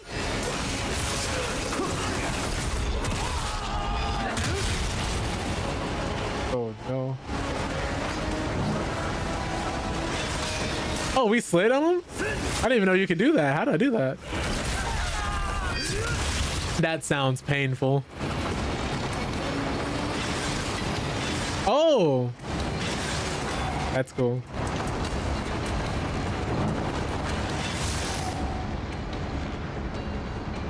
Takemi Nikata. Their cursed blades that have been passed down through the Raven Clan bloodline. They take the shape of twin katanas in their base form, and a singular Tachi blade in Blood Raven form. Oh, so we can hold the attack buttons to extend the range?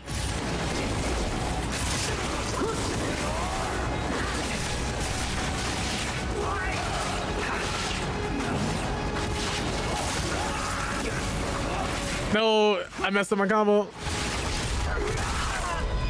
I went to jump in the air, but he stopped me.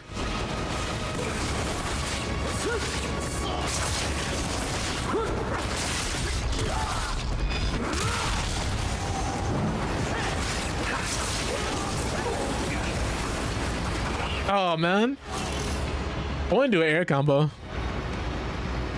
During combat, enemies will occasionally execute power attacks. Telegraphed by red aura, while glowing red, enemy will not flinch, cannot be interrupted by base form attacks. Okay, so if we block it, our guard breaks and it leaves us vulnerable. But in Blood Raven form, we can block, just cause some to gauge. If we attack him like that, it staggers him. Okay.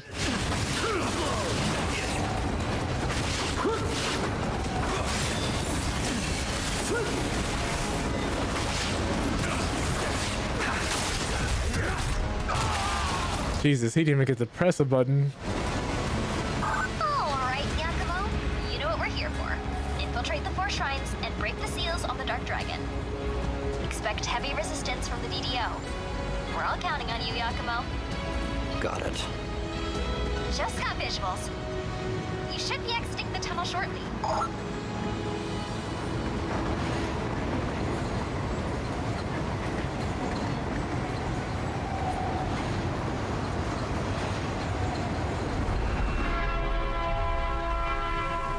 Oh, where are we going? Here we are. Tokyo City. Can't believe how much it's changed. Have to take a screenshot of that. And this too. One more. All right, I'm done.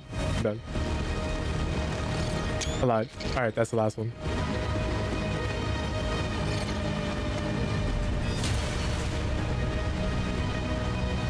Is that like a techno dragon in the sky or something? Watch out!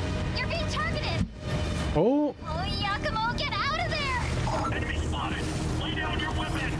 There's no escape. oh my goodness.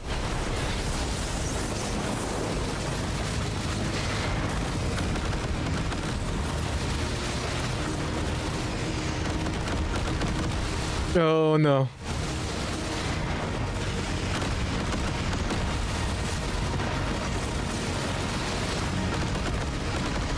This reminds me when they had a test screening of Ninja Gaiden. I believe it was one of the earlier games they made. And the test audience was like, the game is too hard. So then Itagaki was like, okay, make the game harder.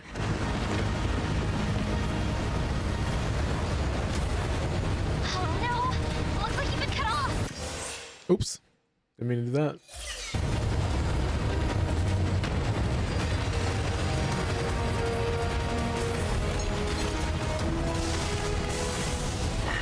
One way out.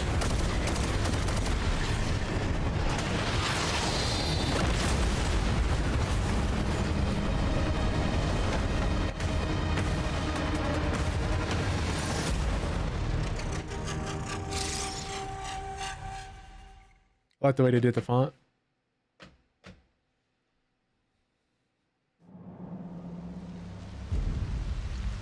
Long ago, the Dark Dragon, youngest of the divine dragon gods, wreaked havoc across the world. Awakened by the fiends of the underworld, the corrupted dragon fractured the very earth and plunged humanity into chaos. The plot of the fiends was ultimately thwarted through the efforts of a sole ninja, Ryu Hayabusa. A master ninja with superhuman skills who has eradicated the forces of evil time and time again. Not even the dragon god was able to stand against Ryu Hayabusa, and order was restored to the world once more. However, several years ago, a powerful fiend and a mysterious priestess attempted to resurrect the Dark Dragon. And once again, Ryu took up arms to vanquish this threat. Yet, despite Ryu's heroic efforts, the Dark Dragon's husk remained, brimming with immeasurable power fueled by the countless lives sacrificed in the summoning ritual. Jesus. And from this husk fell an endless downpour of cursed rain. Blighted miasma flooded Tokyo, rousing the hordes of the underworld and transforming the desolated city into a living hellscape. In an effort to prevent a repeat of this calamity, Ryu worked alongside the Divine Dragon Order, an autonomous military organization that seized control of the city and sealed away the husk of the Dark Dragon. Still infested with blight and vile fiends, the abandoned Tokyo continues its struggle against chaos to this day.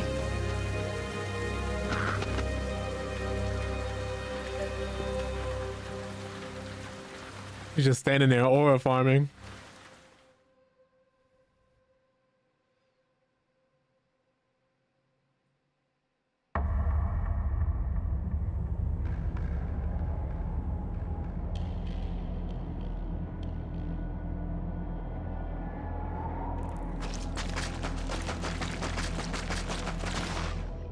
Okay. That shows us where we need to go. So we got wall cleaning and wall running.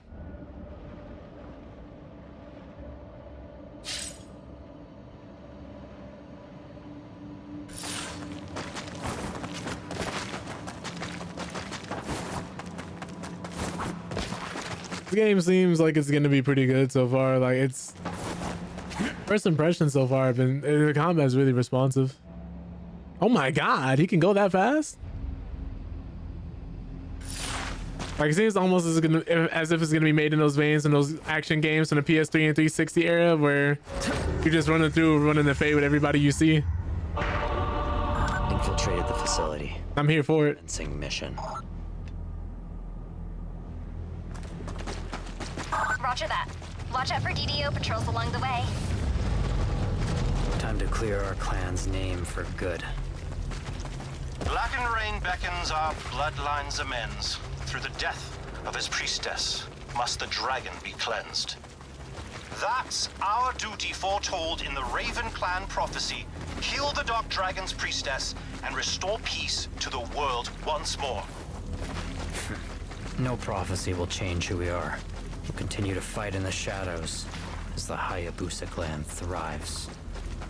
As they say, leave it to the ravens to peck out the trash. Now, both clans play a vital role in keeping the world safe. Keep along this path and head towards the confinement area. Got it.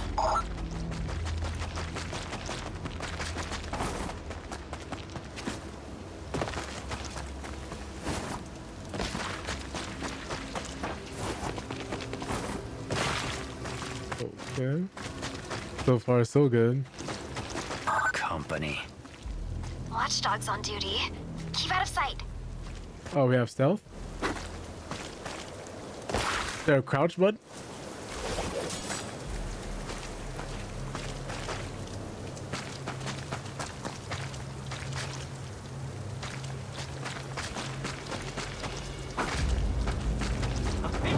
Well, yeah.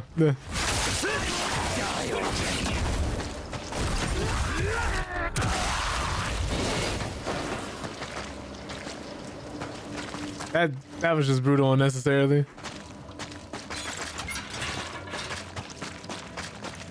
Made it into the cave. There's a gate up ahead. Once you get past it, you'll arrive at the containment cell where the priestess is held. Comms will be cut off beyond that point, so you'll be on your own. Take caution, Yakumo. Oh, Lord.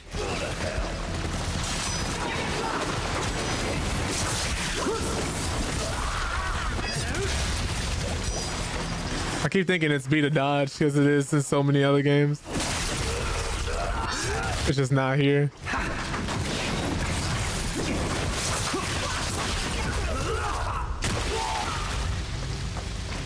Good Lord.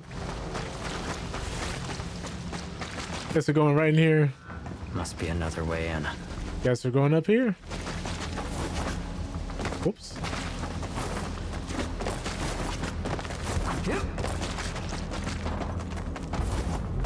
This yellow trail they're doing is kind of crazy. I wonder why this became a trend in gaming, where they're guiding people along a path like this.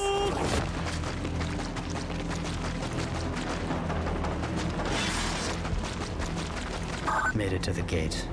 The target area is close by. Understood. The priestess should be held up ahead. Signal's breaking up. I'll call you back when you're out. Who does she think she is, bossing us around? She's a prisoner, damn it, not a princess.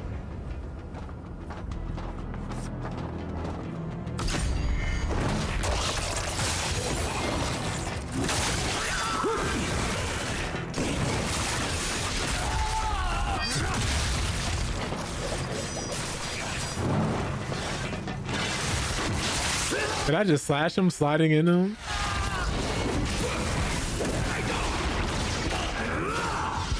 Oh, he's dead.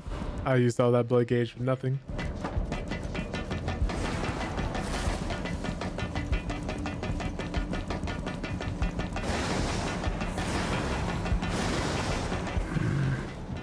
This should be it.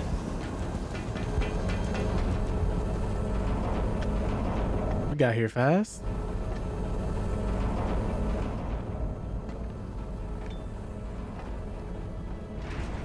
Hey there. Come on in. You're the priestess? That's me. Then you die. Here. My. Straight to business, I see.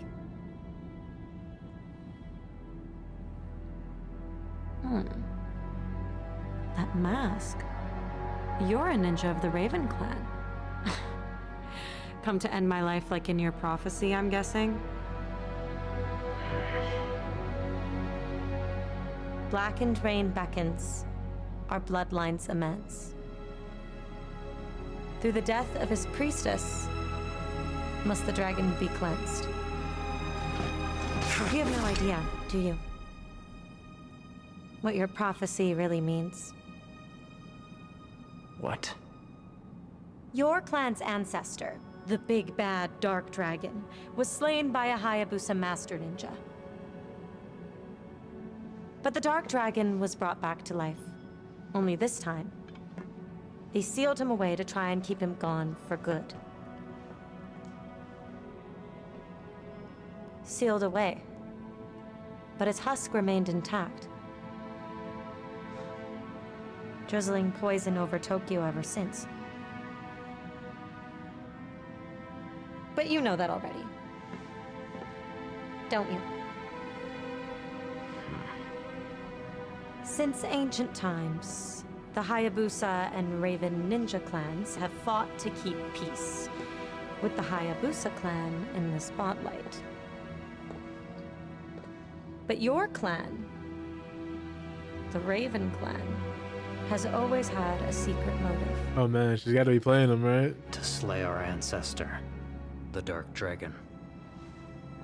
Bingo. Your prophecy says you can cleanse the Dark Dragon through the death of his priestess. But if you kill me now, the seals on the Dark Dragon will remain intact, and this calamity will never end. I mean, I'm kind of the one who sealed off the Dark Dragon in the first place, so... Just think for a sec. The dragon was already killed once, but that didn't stop him from being resurrected. That's proof right there that you can't just kill him the normal way. Get to the point. The point is, if you want the dragon dead, there's a way you've got to do it. The only way to really vanquish the Dark Dragon is to break the magic seals, complete the resurrection ritual, and purify him. Purify him? I'll explain later. More importantly, we should team up. Help me break the seals on the Dark Dragon. There's no way this could possibly end well. Kill me now, but that'd keep your clan's mission from ever being completed. Your choice. Worst case, if I try to pull anything shady, just cut me down then and there. You have nothing to lose. What do you say? Them coding in and jiggle faces like that is crazy.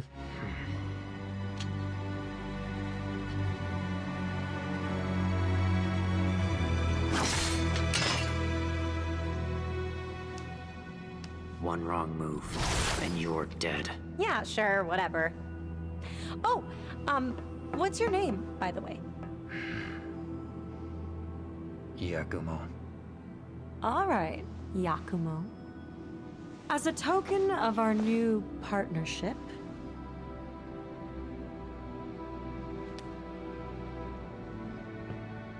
What is it? just think of it as a good luck charm. But you've got to keep it safe until we kill the Dark Dragon. Nah, if you don't tell me what this is, I'm not carrying it. Let's get going, shall we? Reviving the Dark Dragon is going to piss off a lot of people. Should be fun. Oh, before I forget, my name's Sayori. Put her there, partner.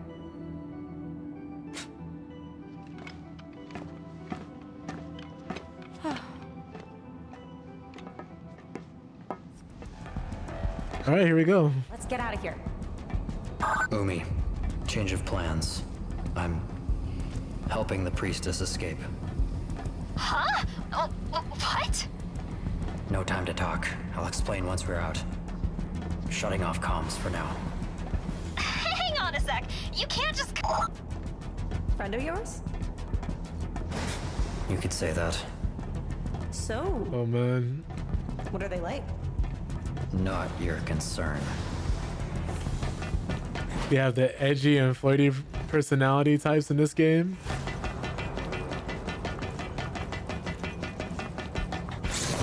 Stop right there.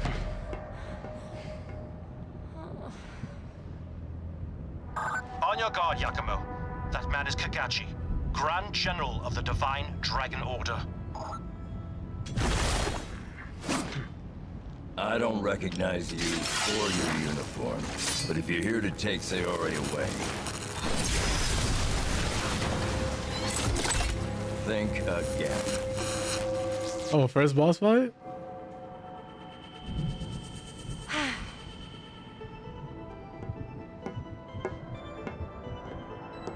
Sayori, what are you? Thank you, and the DDO, for keeping me safe, for everything. But there's just something I need to go take care of. So, no hard feelings. Ooh, a flashbang at him.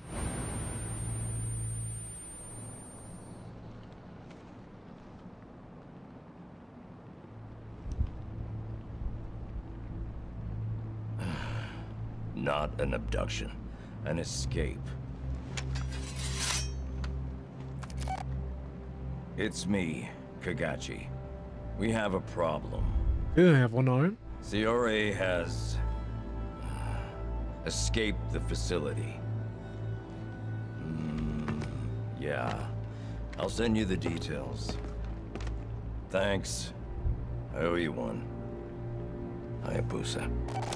Oh.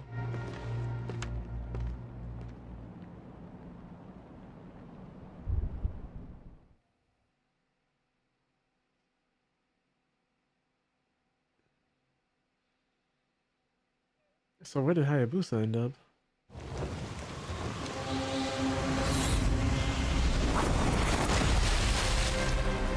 Yakumo, are you all right? I'm fine. Proceeding with the mission. Where's Sayori? Blood-soaked Tokyo. In the heart of Tokyo. It's a bit of a ways away, but keep along this path and you'll make it there. Don't forget, this area is under the control of the DDO. First thing we need to do is break through their defense network.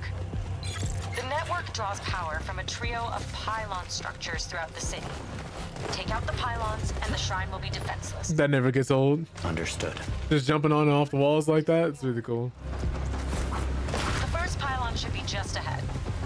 Like, I'm a sucker for wall running and like parkour in any game. But I like Dying Light so much. Yakumo, come over here real quick. Dark Nest Terminal, a hidden terminal employed by the Raven Clan ninjas disguised as a simple shrine to outsiders of the clan. Accessing a Dark Net terminal will allow you to do the following: purchase items, access database, and spend ninja coin. Oh, and accept job requests and turn in rewards. Let's go, Ninja Gaiden. What's up, Ricky? Yeah, you know, I'm trying to see what the game is like. Ooh. What do they have to the beat for this? This is nice. Oh, Richard! Yeah. Oh, wow! Wow! Saw it, almost had to make that face, you know, where you just like, Just smacked the shit out of me. like that sounded nasty. I heard the beat drop. I was like, wait. Oh yeah, the slapper. Yeah. Oh man. This is nice. I just gotta let it rock for a little bit, you know?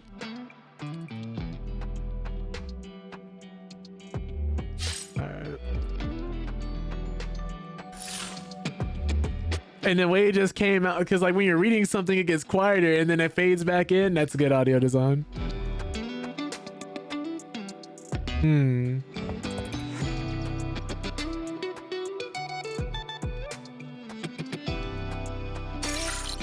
All right, so we gotta kill some officers.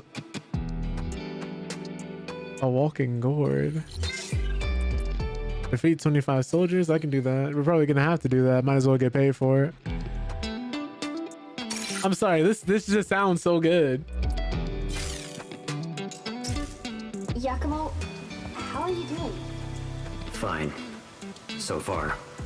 Listen, I'm not sure if we should trust that priestess just yet. Neither am I. We find out she's lying. I'll kill her as we originally planned. Either way, the DDO would still be after us. You have a point. Man, all right, yeah, I gotta get out of here. Otherwise, I'm finna be stuck here. Should I get these potions? Let me get one moderate one. Thank you. Oh, almost forgot. Take this. You can use this to heal up at a pinch. Go ahead and try it. Oh, she was gonna give me one anyway? Very nice.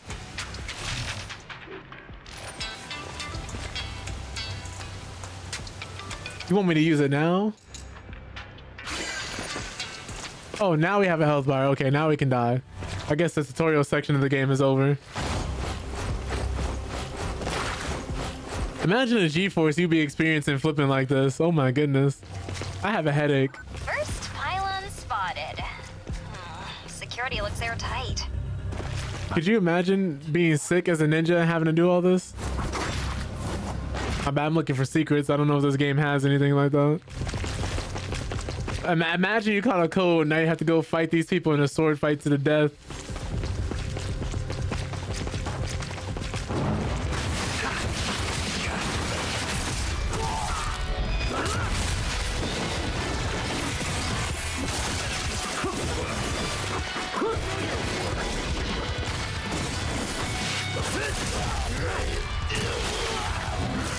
Blood essence.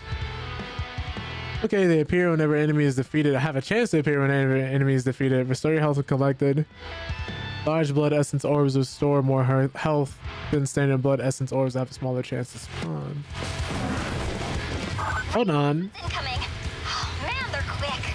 This soundtrack is This coordinated, it's no surprise pretty good so far. able to take control of Tokyo. Ooh, ooh.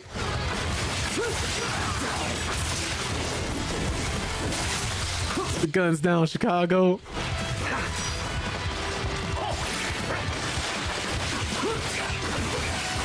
There's the air combo I was looking for.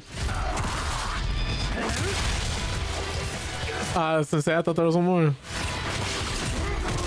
One of these blood essence orbs disappear.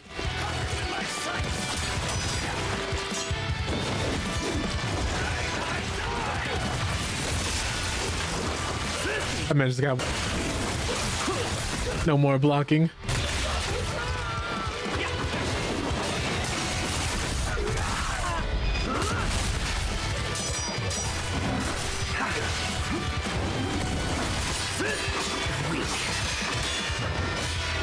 Ooh, we got parries too.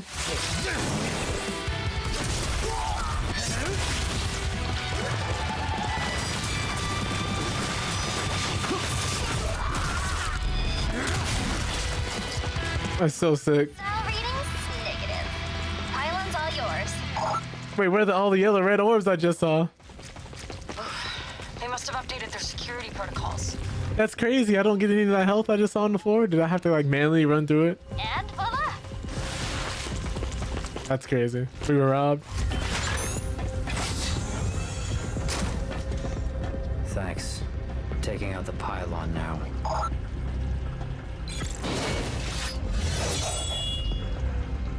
Look how long the sword is.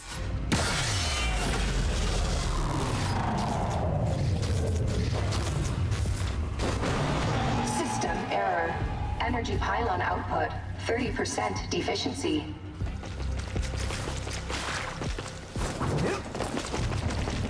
So, since when did ninjas become hacking experts?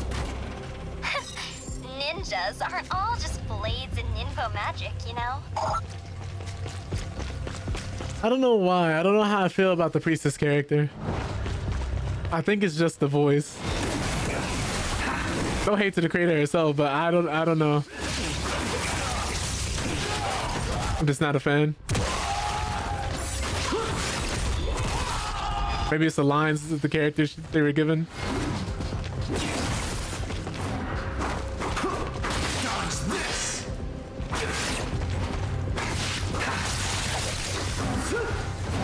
Okay, now I'm getting the orbs.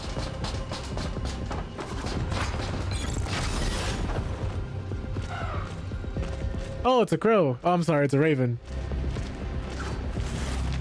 If I remember correctly, ravens are bigger. Whoa! That kind of scared me. I'm not gonna lie. So, Tyran, that's his mentor. He looks so cool. Interacting with ravens found throughout Tokyo with some Tyran combat expert at Raven Clan. Talking with Tyran will allow you to do the following: learn new skills, review battle techniques, practice in a training room. Oh, we can spend a oh, I should have saved the ninja coin. I shouldn't have bought the item so early. This is how we learn more skills. Mixing in the characters? Yeah. It's still really early, so maybe I'm judging them a little too harshly, but... Tyran, what do you want? Always straight That come on with some cheesy ass lines. Yeah, no, I feel it. I'm here to whip your ass into shape. I feel a little bit like Out on your Sasuke here.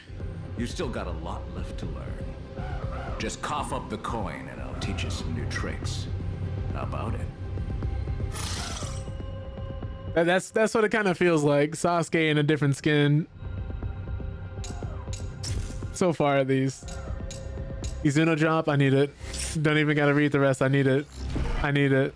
Insta cop. Insta cop. We're bringing it back. Give it a shot. Yes, I would like to try out the Izuno drop. I would absolutely love to Izuno drop my enemies. You know what's funny is in Dead or Alive, you could do this combo. You could do an Izuno drop combo if you knew it. And in certain maps, depending on how high or low the ceiling was and where you were, you could Izuno drop people off the ceiling. It was so good. It's such a cool way to add that. Oh wait, so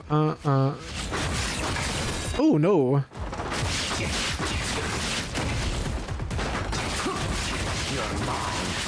That's gonna take some practice. Wait, so X, Y, X, X. Okay, that's still not enough. There it is. So it's 4 hits. Yep. It's coming back. It's coming back. It's coming back. There it is. There it is. There it is. I needed that. I needed that. That was Instacop. I don't care how much it was. I was gonna get it. I was gonna get it. Had to take it. Had to take it. I was doing that in Dead or Alive, or I was doing that in Ninja Gaiden. Need that as well. Need some coaching? Oh, I didn't want to actually practice that. I didn't know it was gonna force me to or not.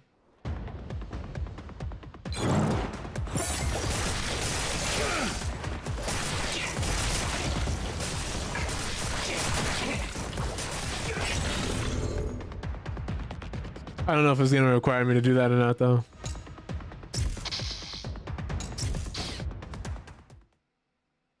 So far, I'm liking how responsive the controls are. It's really nice. Everything feels so fast and fluid.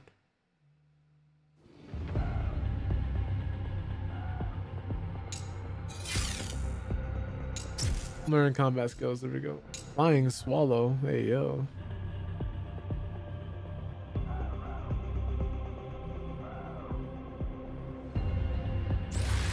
That's great for closing the distance. I can see the utility in that. Want to give it a shot? No. If you've got it down, that's all that matters. Oh, that's cool. I didn't even know it was like...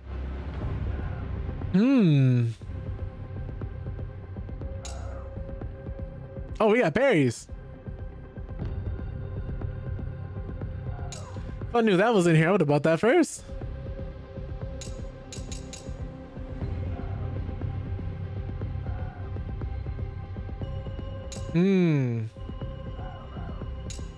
Okay, yeah, okay. Sure is coming down, huh? Yeah. It ain't rain, though. It's blood. From the dark dragon husk that's floating up in the sky. That sounds depressing. You better hurry up and off that priestess. Plans changed. I'm working with the priestess now. To revive the dark dragon. Revive? Now why in the hell would you go and do that? She told me the real meaning of our prophecy. We can't cleanse the dark dragon without undoing the seals on it first. And you believed her? No, not entirely. If it turns out she's lying, I'll end her. Hotshot.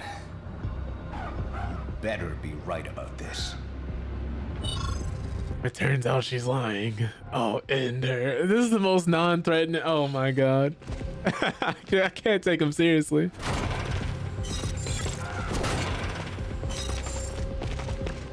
Oh no. More of a dodge guy than a block parry guy in this game. I'm glad they added it. I feel that.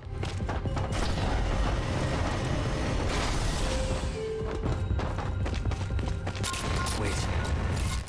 You're right, Ricky. This man does have some cheesy dialogue. Oh, I'm sorry. We're tripping out right now. What's wrong? Something's off. So the demons found you already. The demons? What are we talking about? Instance of rebirth? What am I about to go into? Instance used in cryptic rituals said to return life to the deceased? All right. I didn't realize when we freed a priestess, the demons were gonna come and attack us for it.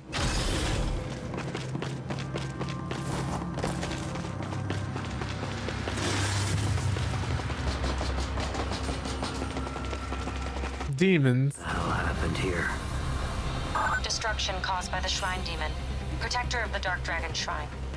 You must know. The shrine demon? We're still far enough from the shrine that the demon's influence shouldn't be too strong yet. Keep moving. Yet? Hold on, can I wall up over here? Oh! Cheese and just a cheesy emoji. Is there anything back here? Who is that?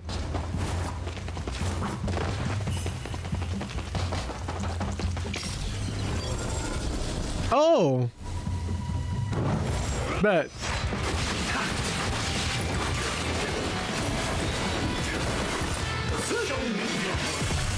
Oh, okay.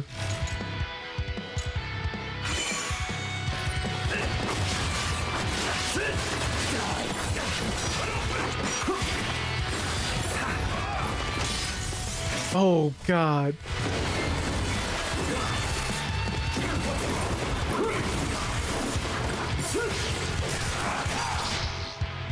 Okay, I guess we're gonna instantly die. Yo, y'all were not moving like this earlier.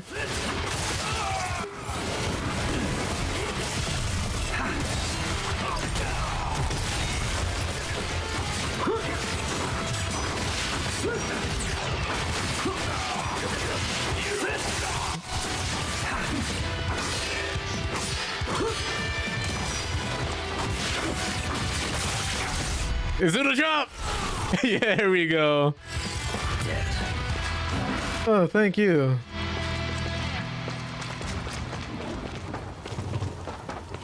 You know, we had a back to the wall, but that Izuna drop saved me, you know? That's weird, so... Oh, so you have to jump before doing it. You have to jump. I thought you could do this and it went into a jump and then you did it, but now you jump first. Okay. Okay. But yeah, you know, I was wondering about this. I was gonna ask Ricky if this game had like any secrets or anything like that, because it seemed like a straight up linear story. But once I saw the extra missions and stuff, I kind of had a feeling they would do something like that. Which makes sense. I think more games in this day and age would benefit for something like this too.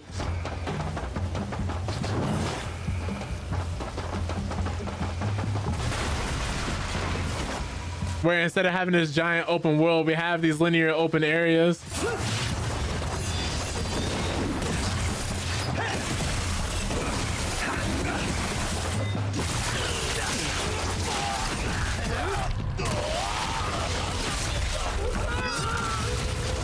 In most games, I would take out the guys with the guns first.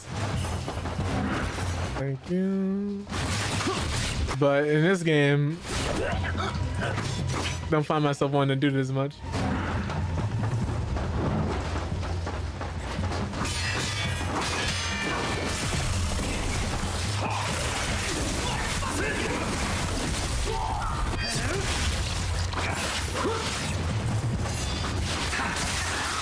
I'm not careful, I'm gonna die soon.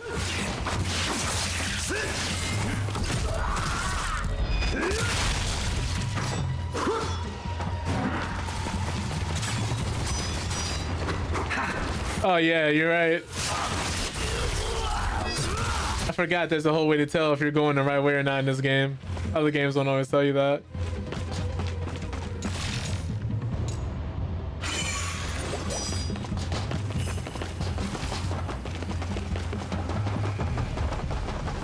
Let me see if there's anything before we go here.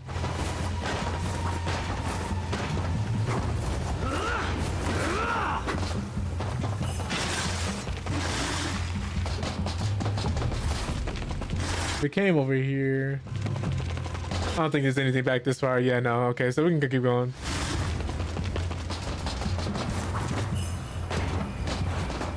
Love the freedom so far.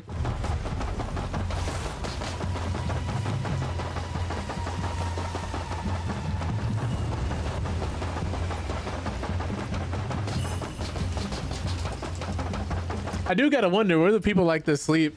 Like, do you just have a giant barracks?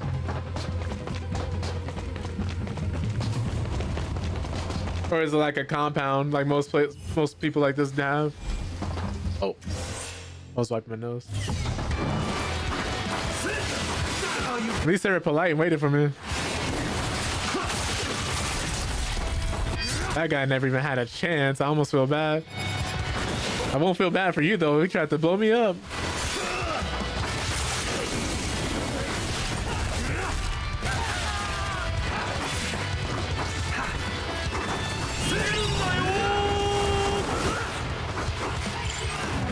There we go. Oh my god, we cut his head off. He didn't need that. I got cybernetics for that, right? Pretty sure in this universe they might even make pills for that.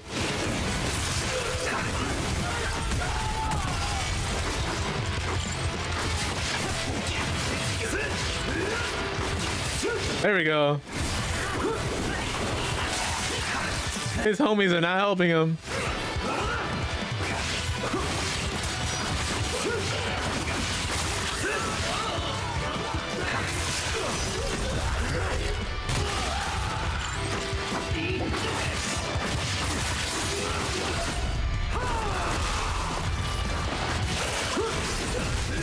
Jesus.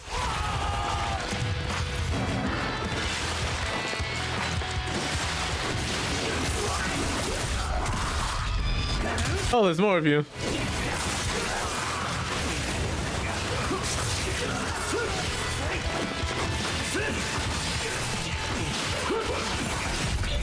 Really nice way to enter a flow state.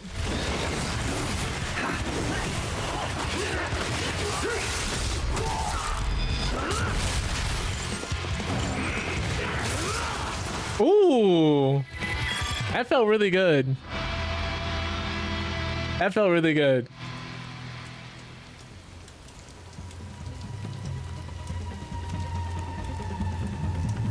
Oh, we could just unlock the weapon skill now? Okay, different ways of progressing. I like it. I like it. From the weapon screen, you can learn skills unique to each weapon you acquire by spending... I have no idea what currency that is.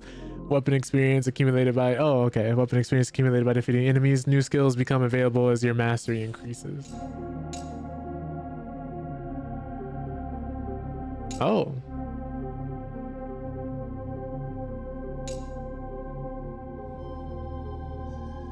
They got motion inputs? Wait a second.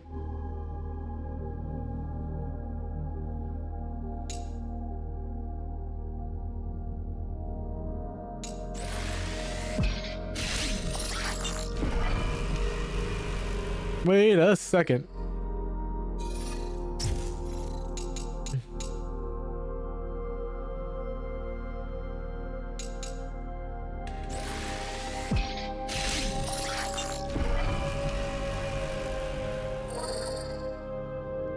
That's crazy.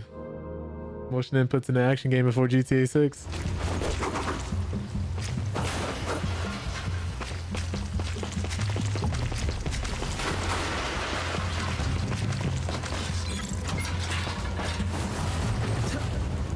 Jesus.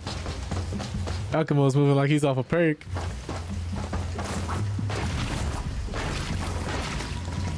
Almost pushed jump one too many times right there. Oh, hey.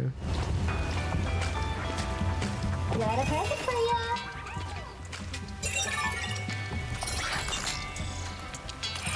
Grapple hook?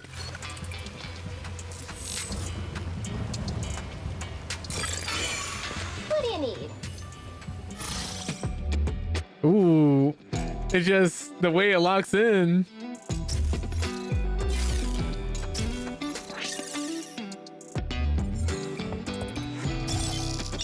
All finished. Sending payment your way.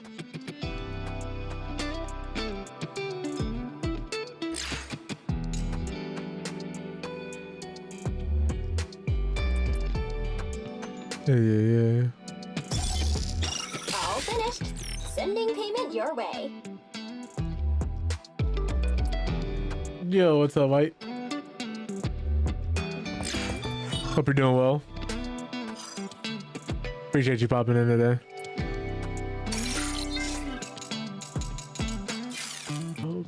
Okay.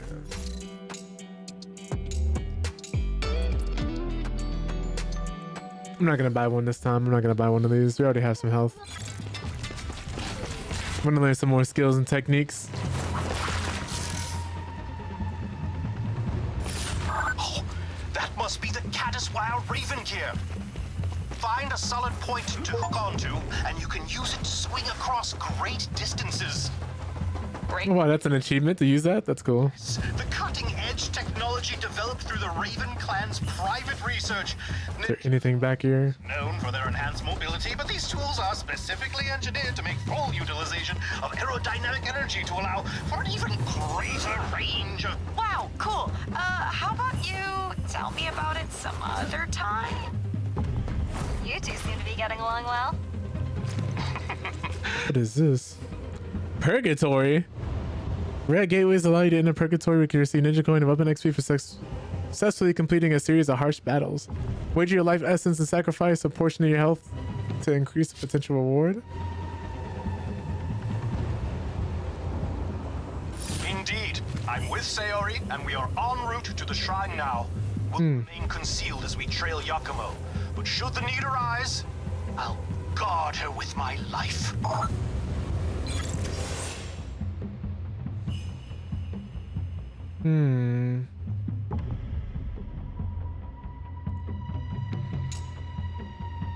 So there's different soul prices to increase the rewards. Okay, let's try this thing on basic. Try this thing basic. Without sacrificing any of our health.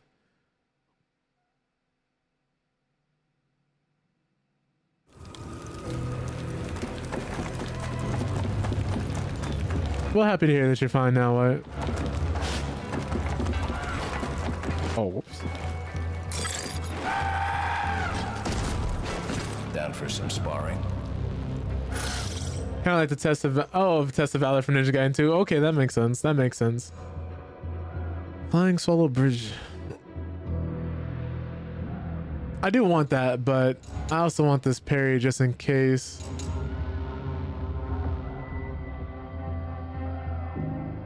Oh, yo, okay. Adds a level 2 chart. All these look so good.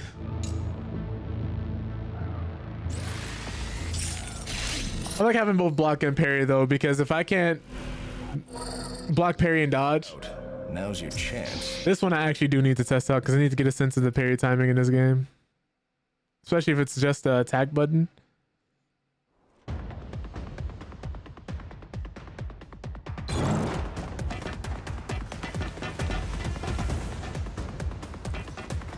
Okay.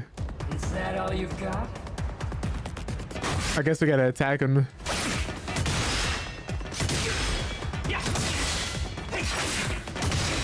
Oh, right. You have to press it afterwards.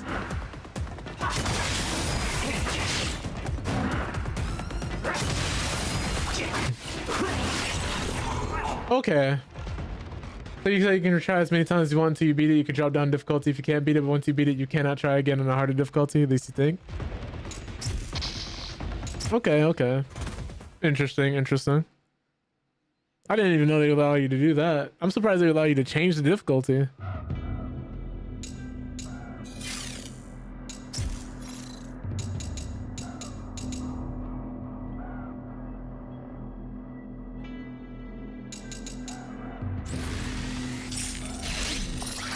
Definitely need that.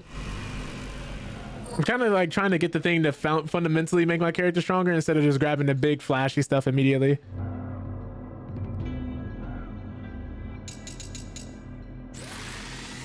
Need to add a level 2 charge. And then we'll get the one that increases the speed. Doesn't hurt to practice. Confident, huh? I actually do like that he says things if you already kind of have a good idea of what you want to do. Good to see you, Yuck. Do we have any other missions to accept? I don't think we do. All right, let's get in there.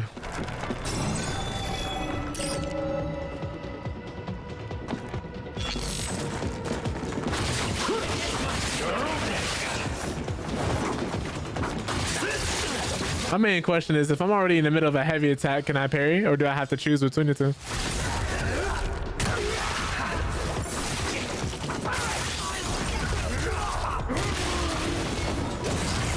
And can I parry those red attacks?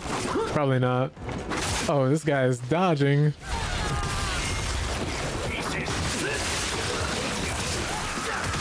There it is. I have to forget. I keep forgetting to press the attack button afterwards, though.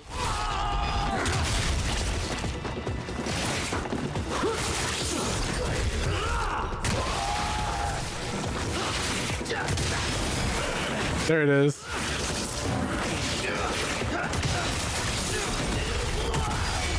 Oh, yeah.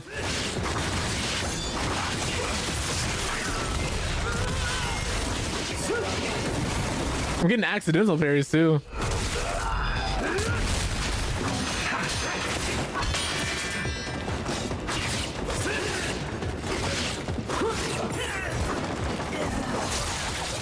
Cut his legs off in the middle of the air.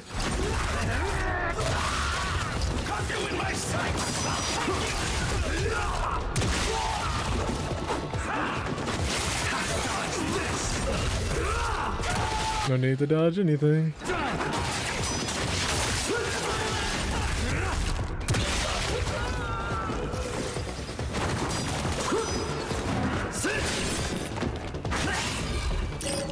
I just have it at normal.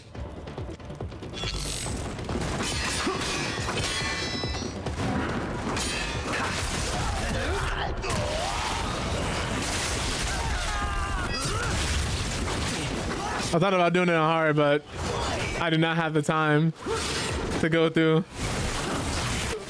play as many games as I would like to on the hardest difficulty, unfortunately.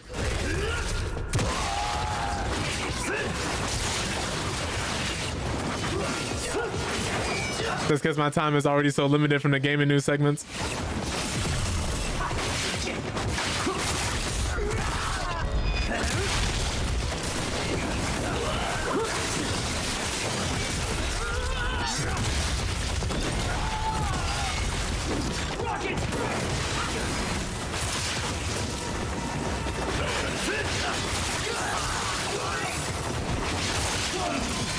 Oh, that hit me.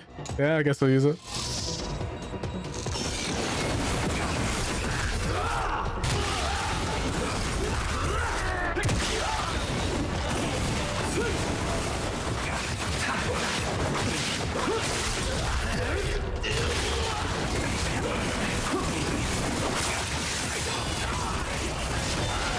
Oh my god.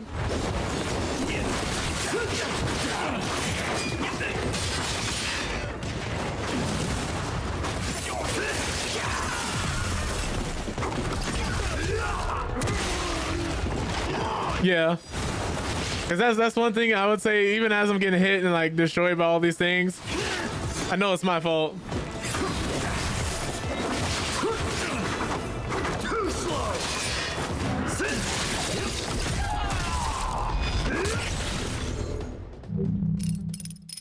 Nice.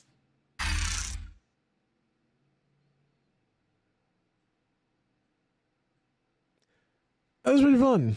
That was pretty fun. I can see myself coming back and doing this again. I will put it in that same vein of Devil May Cry and other action games like that, where it seems like it'll be a short, fun experience.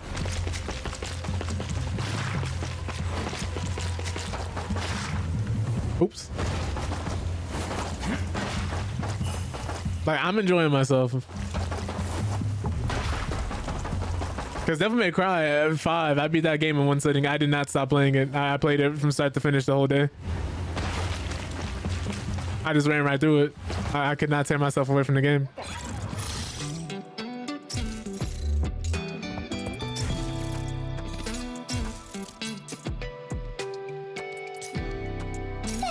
Thank you.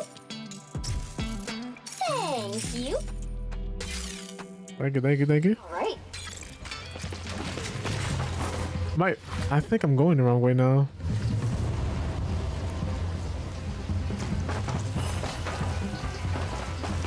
I'm going backwards. Oh my god, don't remind me. Do not remind me.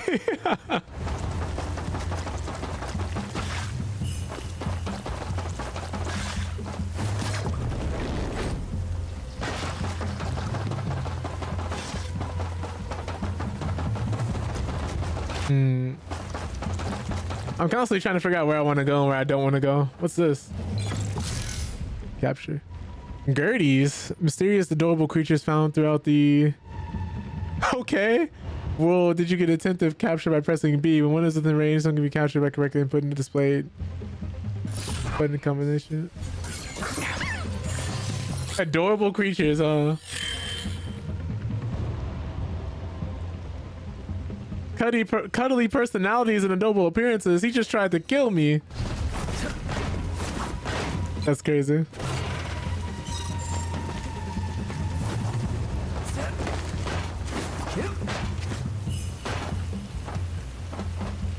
Where did the thing go? Okay.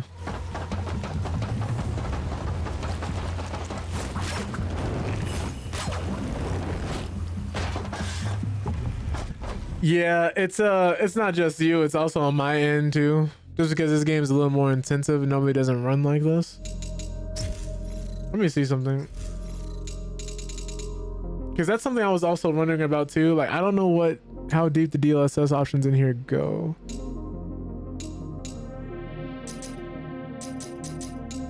Let me see something here.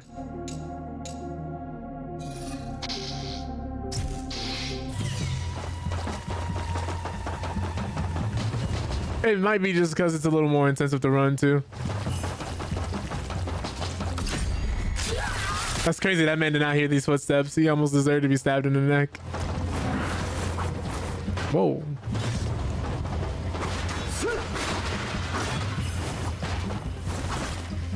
But yeah, it's not you, Ricky. It's me at this point. There is a delay when you'll type your message and it appears on screen.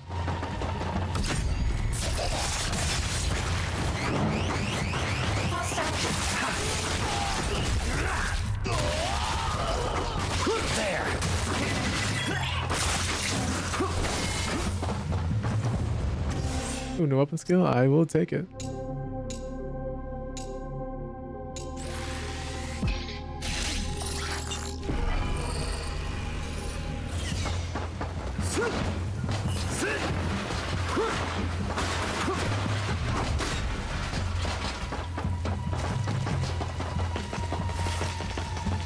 I don't know if it'll be better on YouTube or if YouTube and Twitch are like this.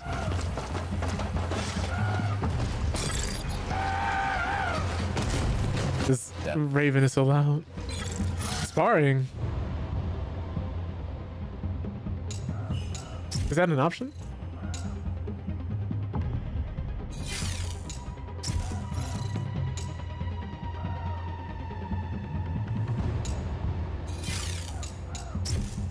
I learned all I know studying martial arts texts from around the world. Nah, don't worry about that, Ricky. If anything, I'll be the one making a fool out of myself here, not you. What do you need?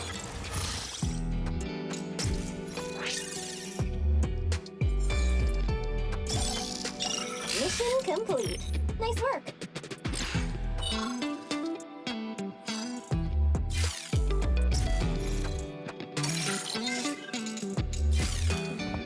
See you later. Okay. Oh, so we can hook ourselves on the walls?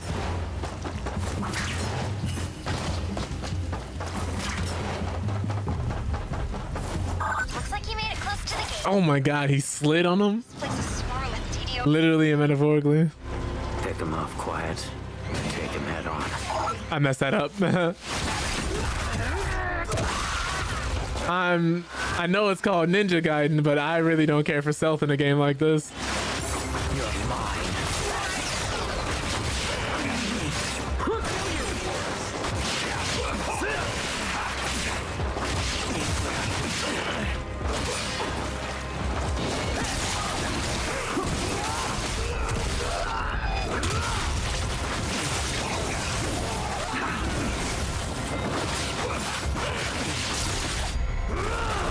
Can't stop doing these in the job.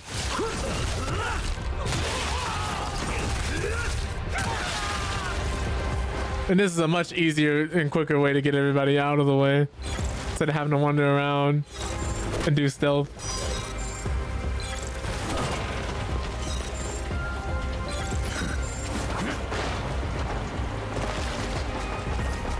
I'm trying to do all the side missions. I'm just grabbing every mission I see, and if I do it, cool. If I don't, it's whatever. Cruising blood pellets, okay.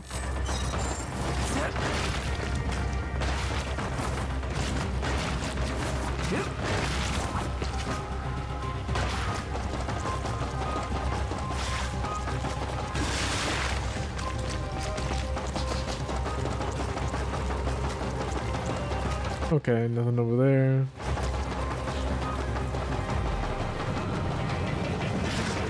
But this is really nice. Like it's been a while since I've just been able to play an action game where you're just going around cutting people up or just fighting people. I guess they put that there in case there's anybody else alive to come grab me, but there aren't, so we're fine here. I wish I had a bow to shoot the robot with or something like that. Or can I just throw my shurikens at it? Hey, yo.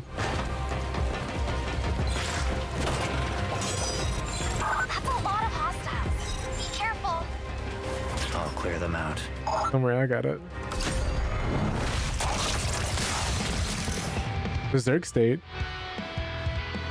During combat, dealing and taking damage will cause your berserk gauge to fill, but it will decrease over time. But it's... Oh, okay.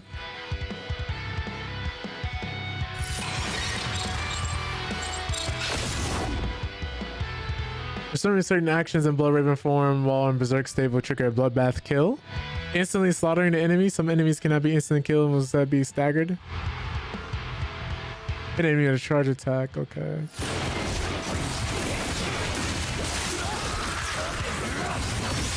Oh!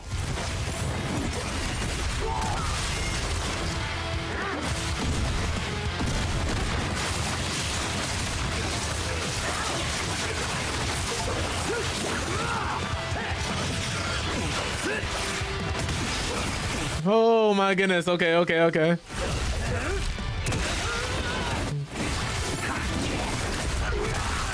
I'm feeling it now.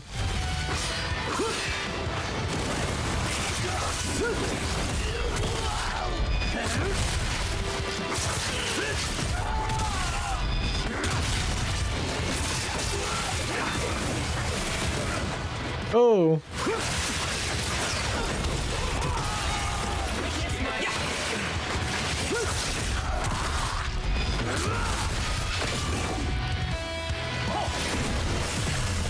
That's fine, that's fine, that's fine. It's not fine. I thought it was. No, it's not.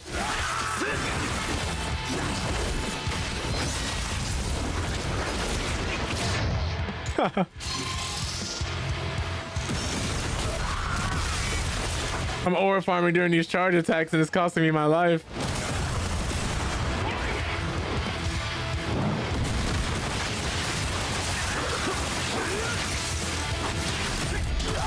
I gotta get the one where you charge faster if I want to do that, if I want to incorporate that more. They said my f***ing arm.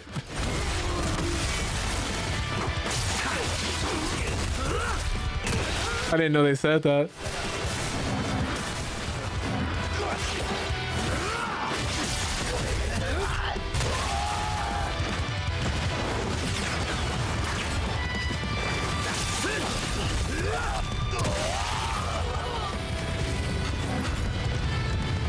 Oh, but wait, there's more?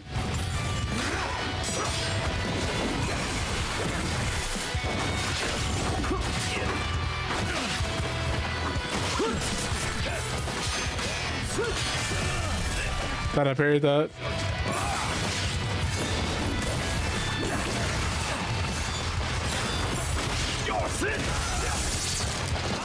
Ooh, let me just...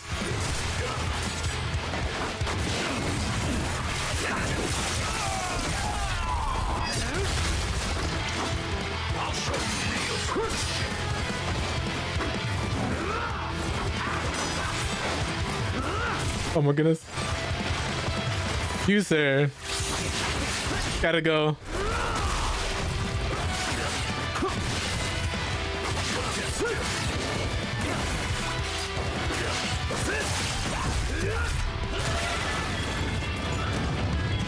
We're grabbing that new weapon skill right now.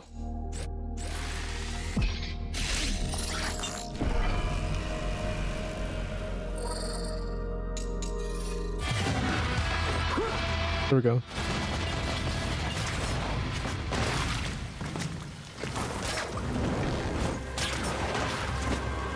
I'm gonna make sure we didn't leave any loot here.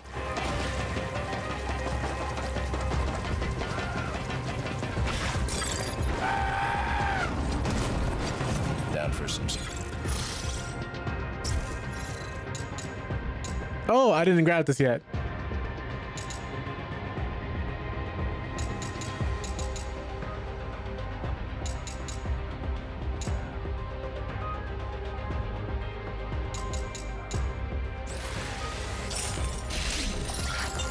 That explains why it wasn't coming out. I just didn't have the ability to do it. Want to give it a shot? Oh, too good for practice, huh? Oh my god.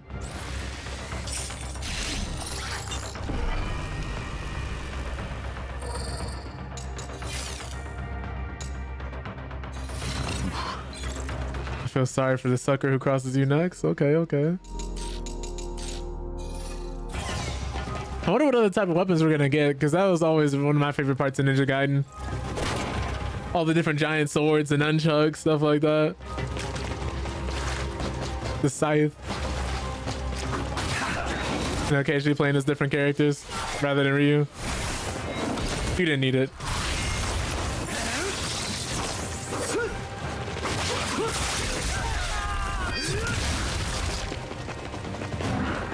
My leg?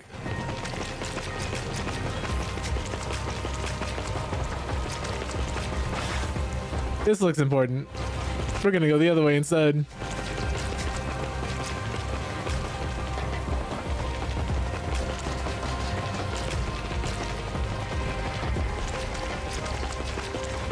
Piece of candy.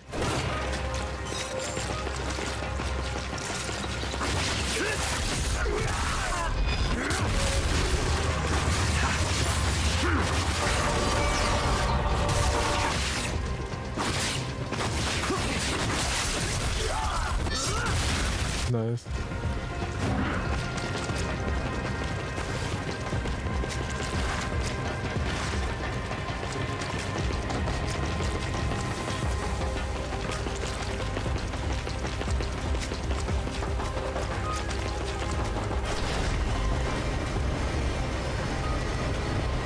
You've certainly made quite the climb. How far to the next pylon? Should be just up ahead. Make Oh. it to the roof. I missed the hook somehow. I almost did it again. That's gotta suck. Oh my god. Oh my god. I swear I'm parrying. I guess I was vulnerable at that state too.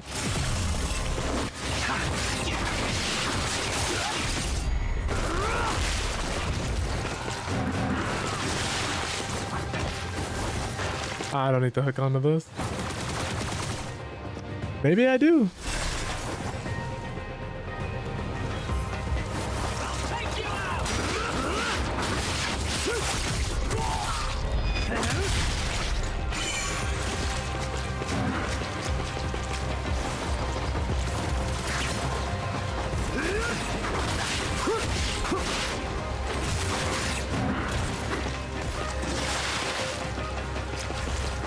I still kind of gotta get used to everything too.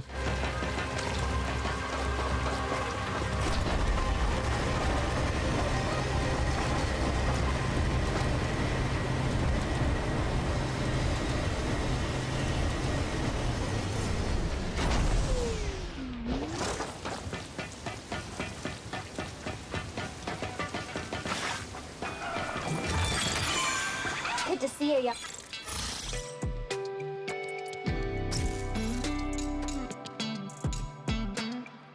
Defense increase, attack increase.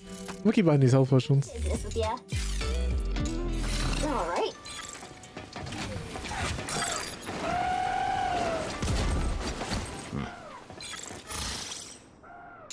I don't think there's actually anything we can get from him because we have no money. I forgot these share currency. Round.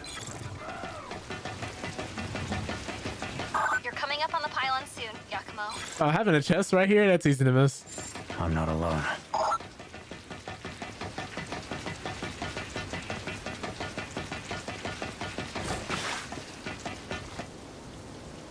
I imagine we're gonna be using. Oh.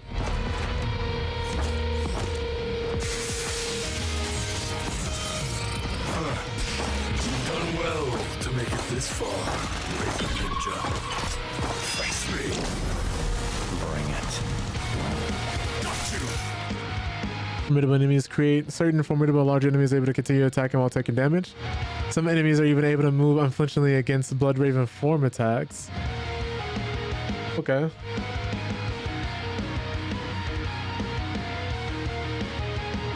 Oh, speaking of where winds meet, Zombie just popped up playing it. Has anybody else been playing that? I was playing it with a few friends the other day, and I didn't even realize one thing we did was I grabbed the boss, threw him against the wall. We all just stomped him out before he had a chance to stand up again. And then we fought a world boss, and then the world boss proceeded to stomp us out. It's been a pretty fun game. Like seeing, like it's really interesting seeing where that game is gonna go.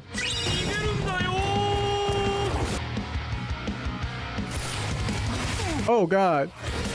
Oh god.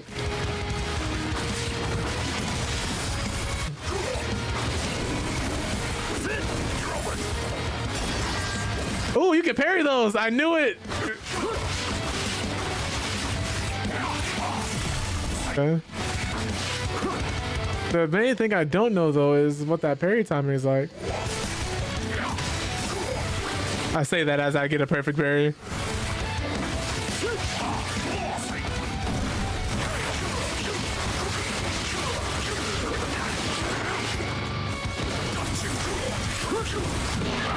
A fine warm-up. Time to finish this. Still don't stand a chance. He tried to parry me. Perfect dodge. I keep trying to perfect parry him. Now that I know I can.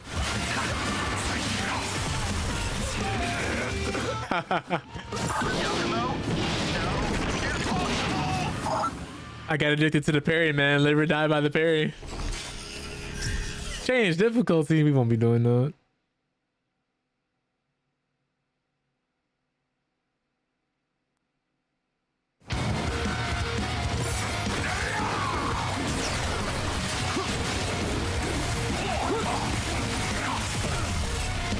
So it looks like you're in the middle of attack, depending on what the attack is. You actually can't parry. Okay. No, impossible! We'll just play it legitly then. Leave it to me to decide to practice my parries during the most dangerous enemy I've come across so far. I guess that's when it matters the most, right?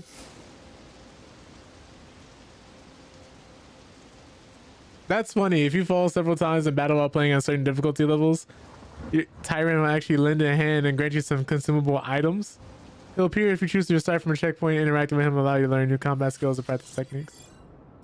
That's funny.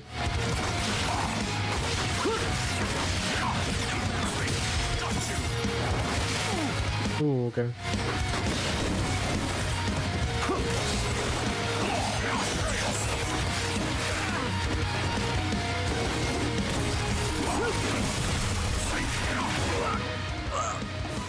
Oh god.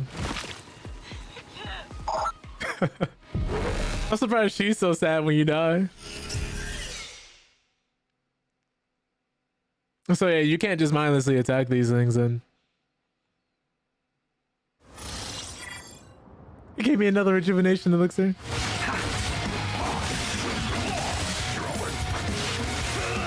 Okay.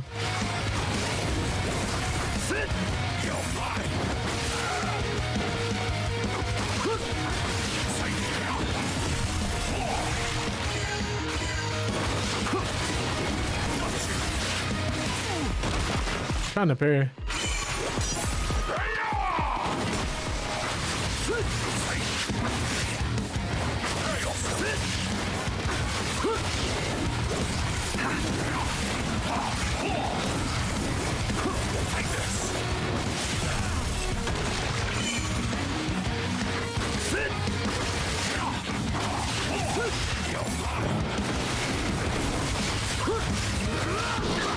A fine warm-up. Time to finish this.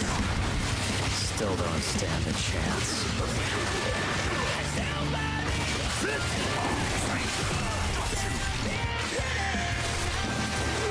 Whoa.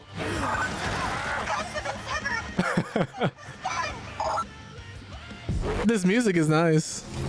I wonder if it's gonna reach a level like Metal Gear Rising Revengeance or anything, because I really love the soundtrack for that game.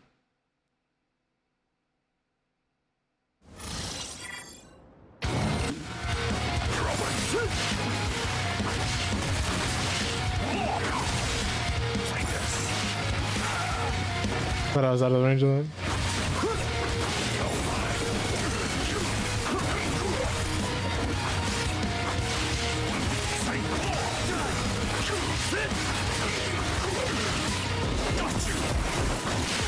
What's funny is I didn't even press Y to get that parry. A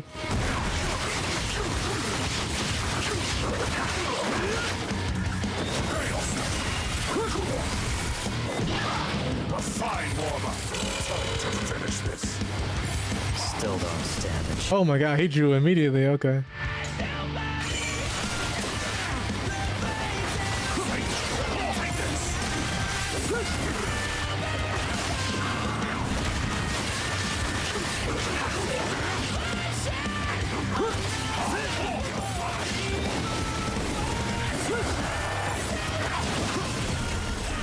Oh god.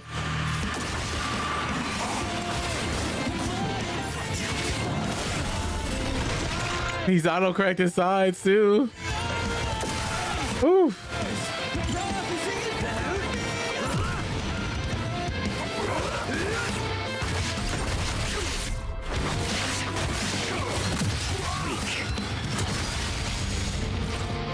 That's a pretty good song. It's done. Great. I just finished. Oh, that's probably what these are for. Thanks. Just one pylon left after this. Keep it up. Nah, that music is hype. That music is hype as right there, man. Like, that's really cool. Wait, can I destroy this?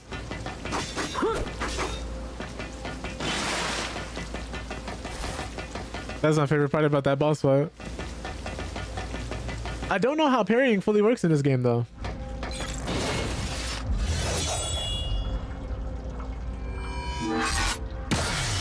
I think I would understand a little more if it wasn't mapped to an attack button. Maybe I'm just overthinking it. Common ninja. Yeah, that's fair.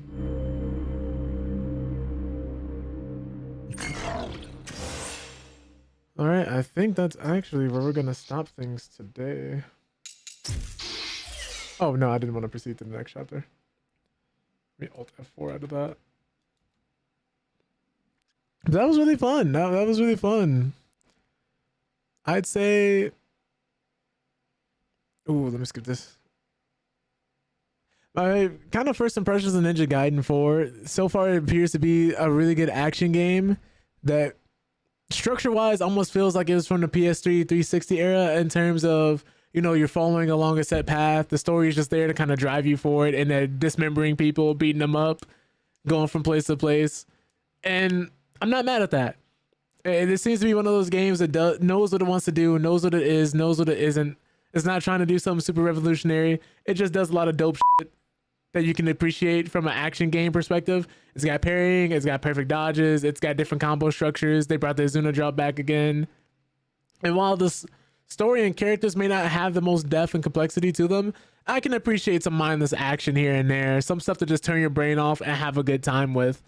I enjoyed that. What I've played so far we played, what, 105 minutes, so a little over an hour. It's, well, more than just an hour, but I've been having a good time with it. I think if you're someone who likes action games, who've played things like Devil May Cry, the old Ninja Gaiden games, and stuff in that same vein, like Vanquish, Bayonetta, stuff like that, you'll enjoy Ninja Gaiden 4. If you're coming in here for a complex story, which if you're a Ninja Gaiden fan, I don't think you're here for that. But this isn't here.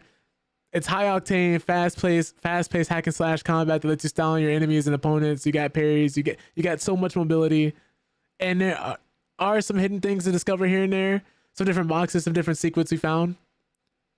So I like that. The boss battles I'm sure are only gonna get better. The game is only gonna open itself up more the more time you put into it.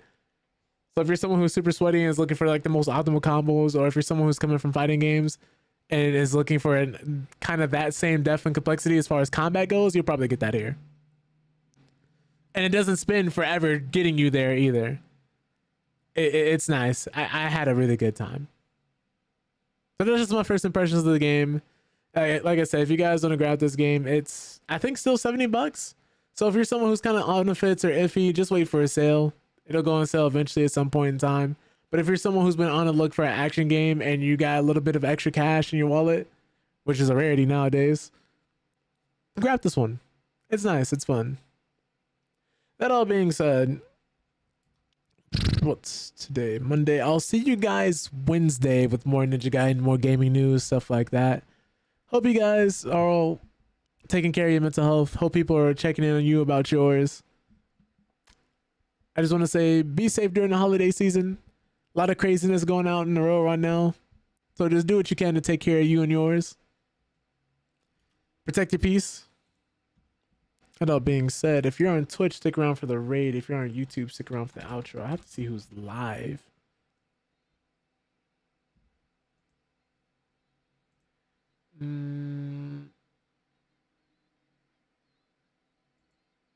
Cesar is live right now. He's playing Arc Raiders. Speaking of sweating, if y'all could go through, show that man some love, would highly appreciate that.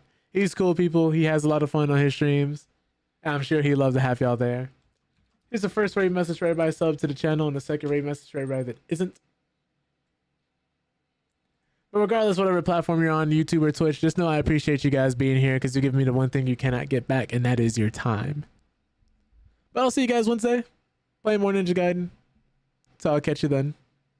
Once again, take care of yourselves and the people around you.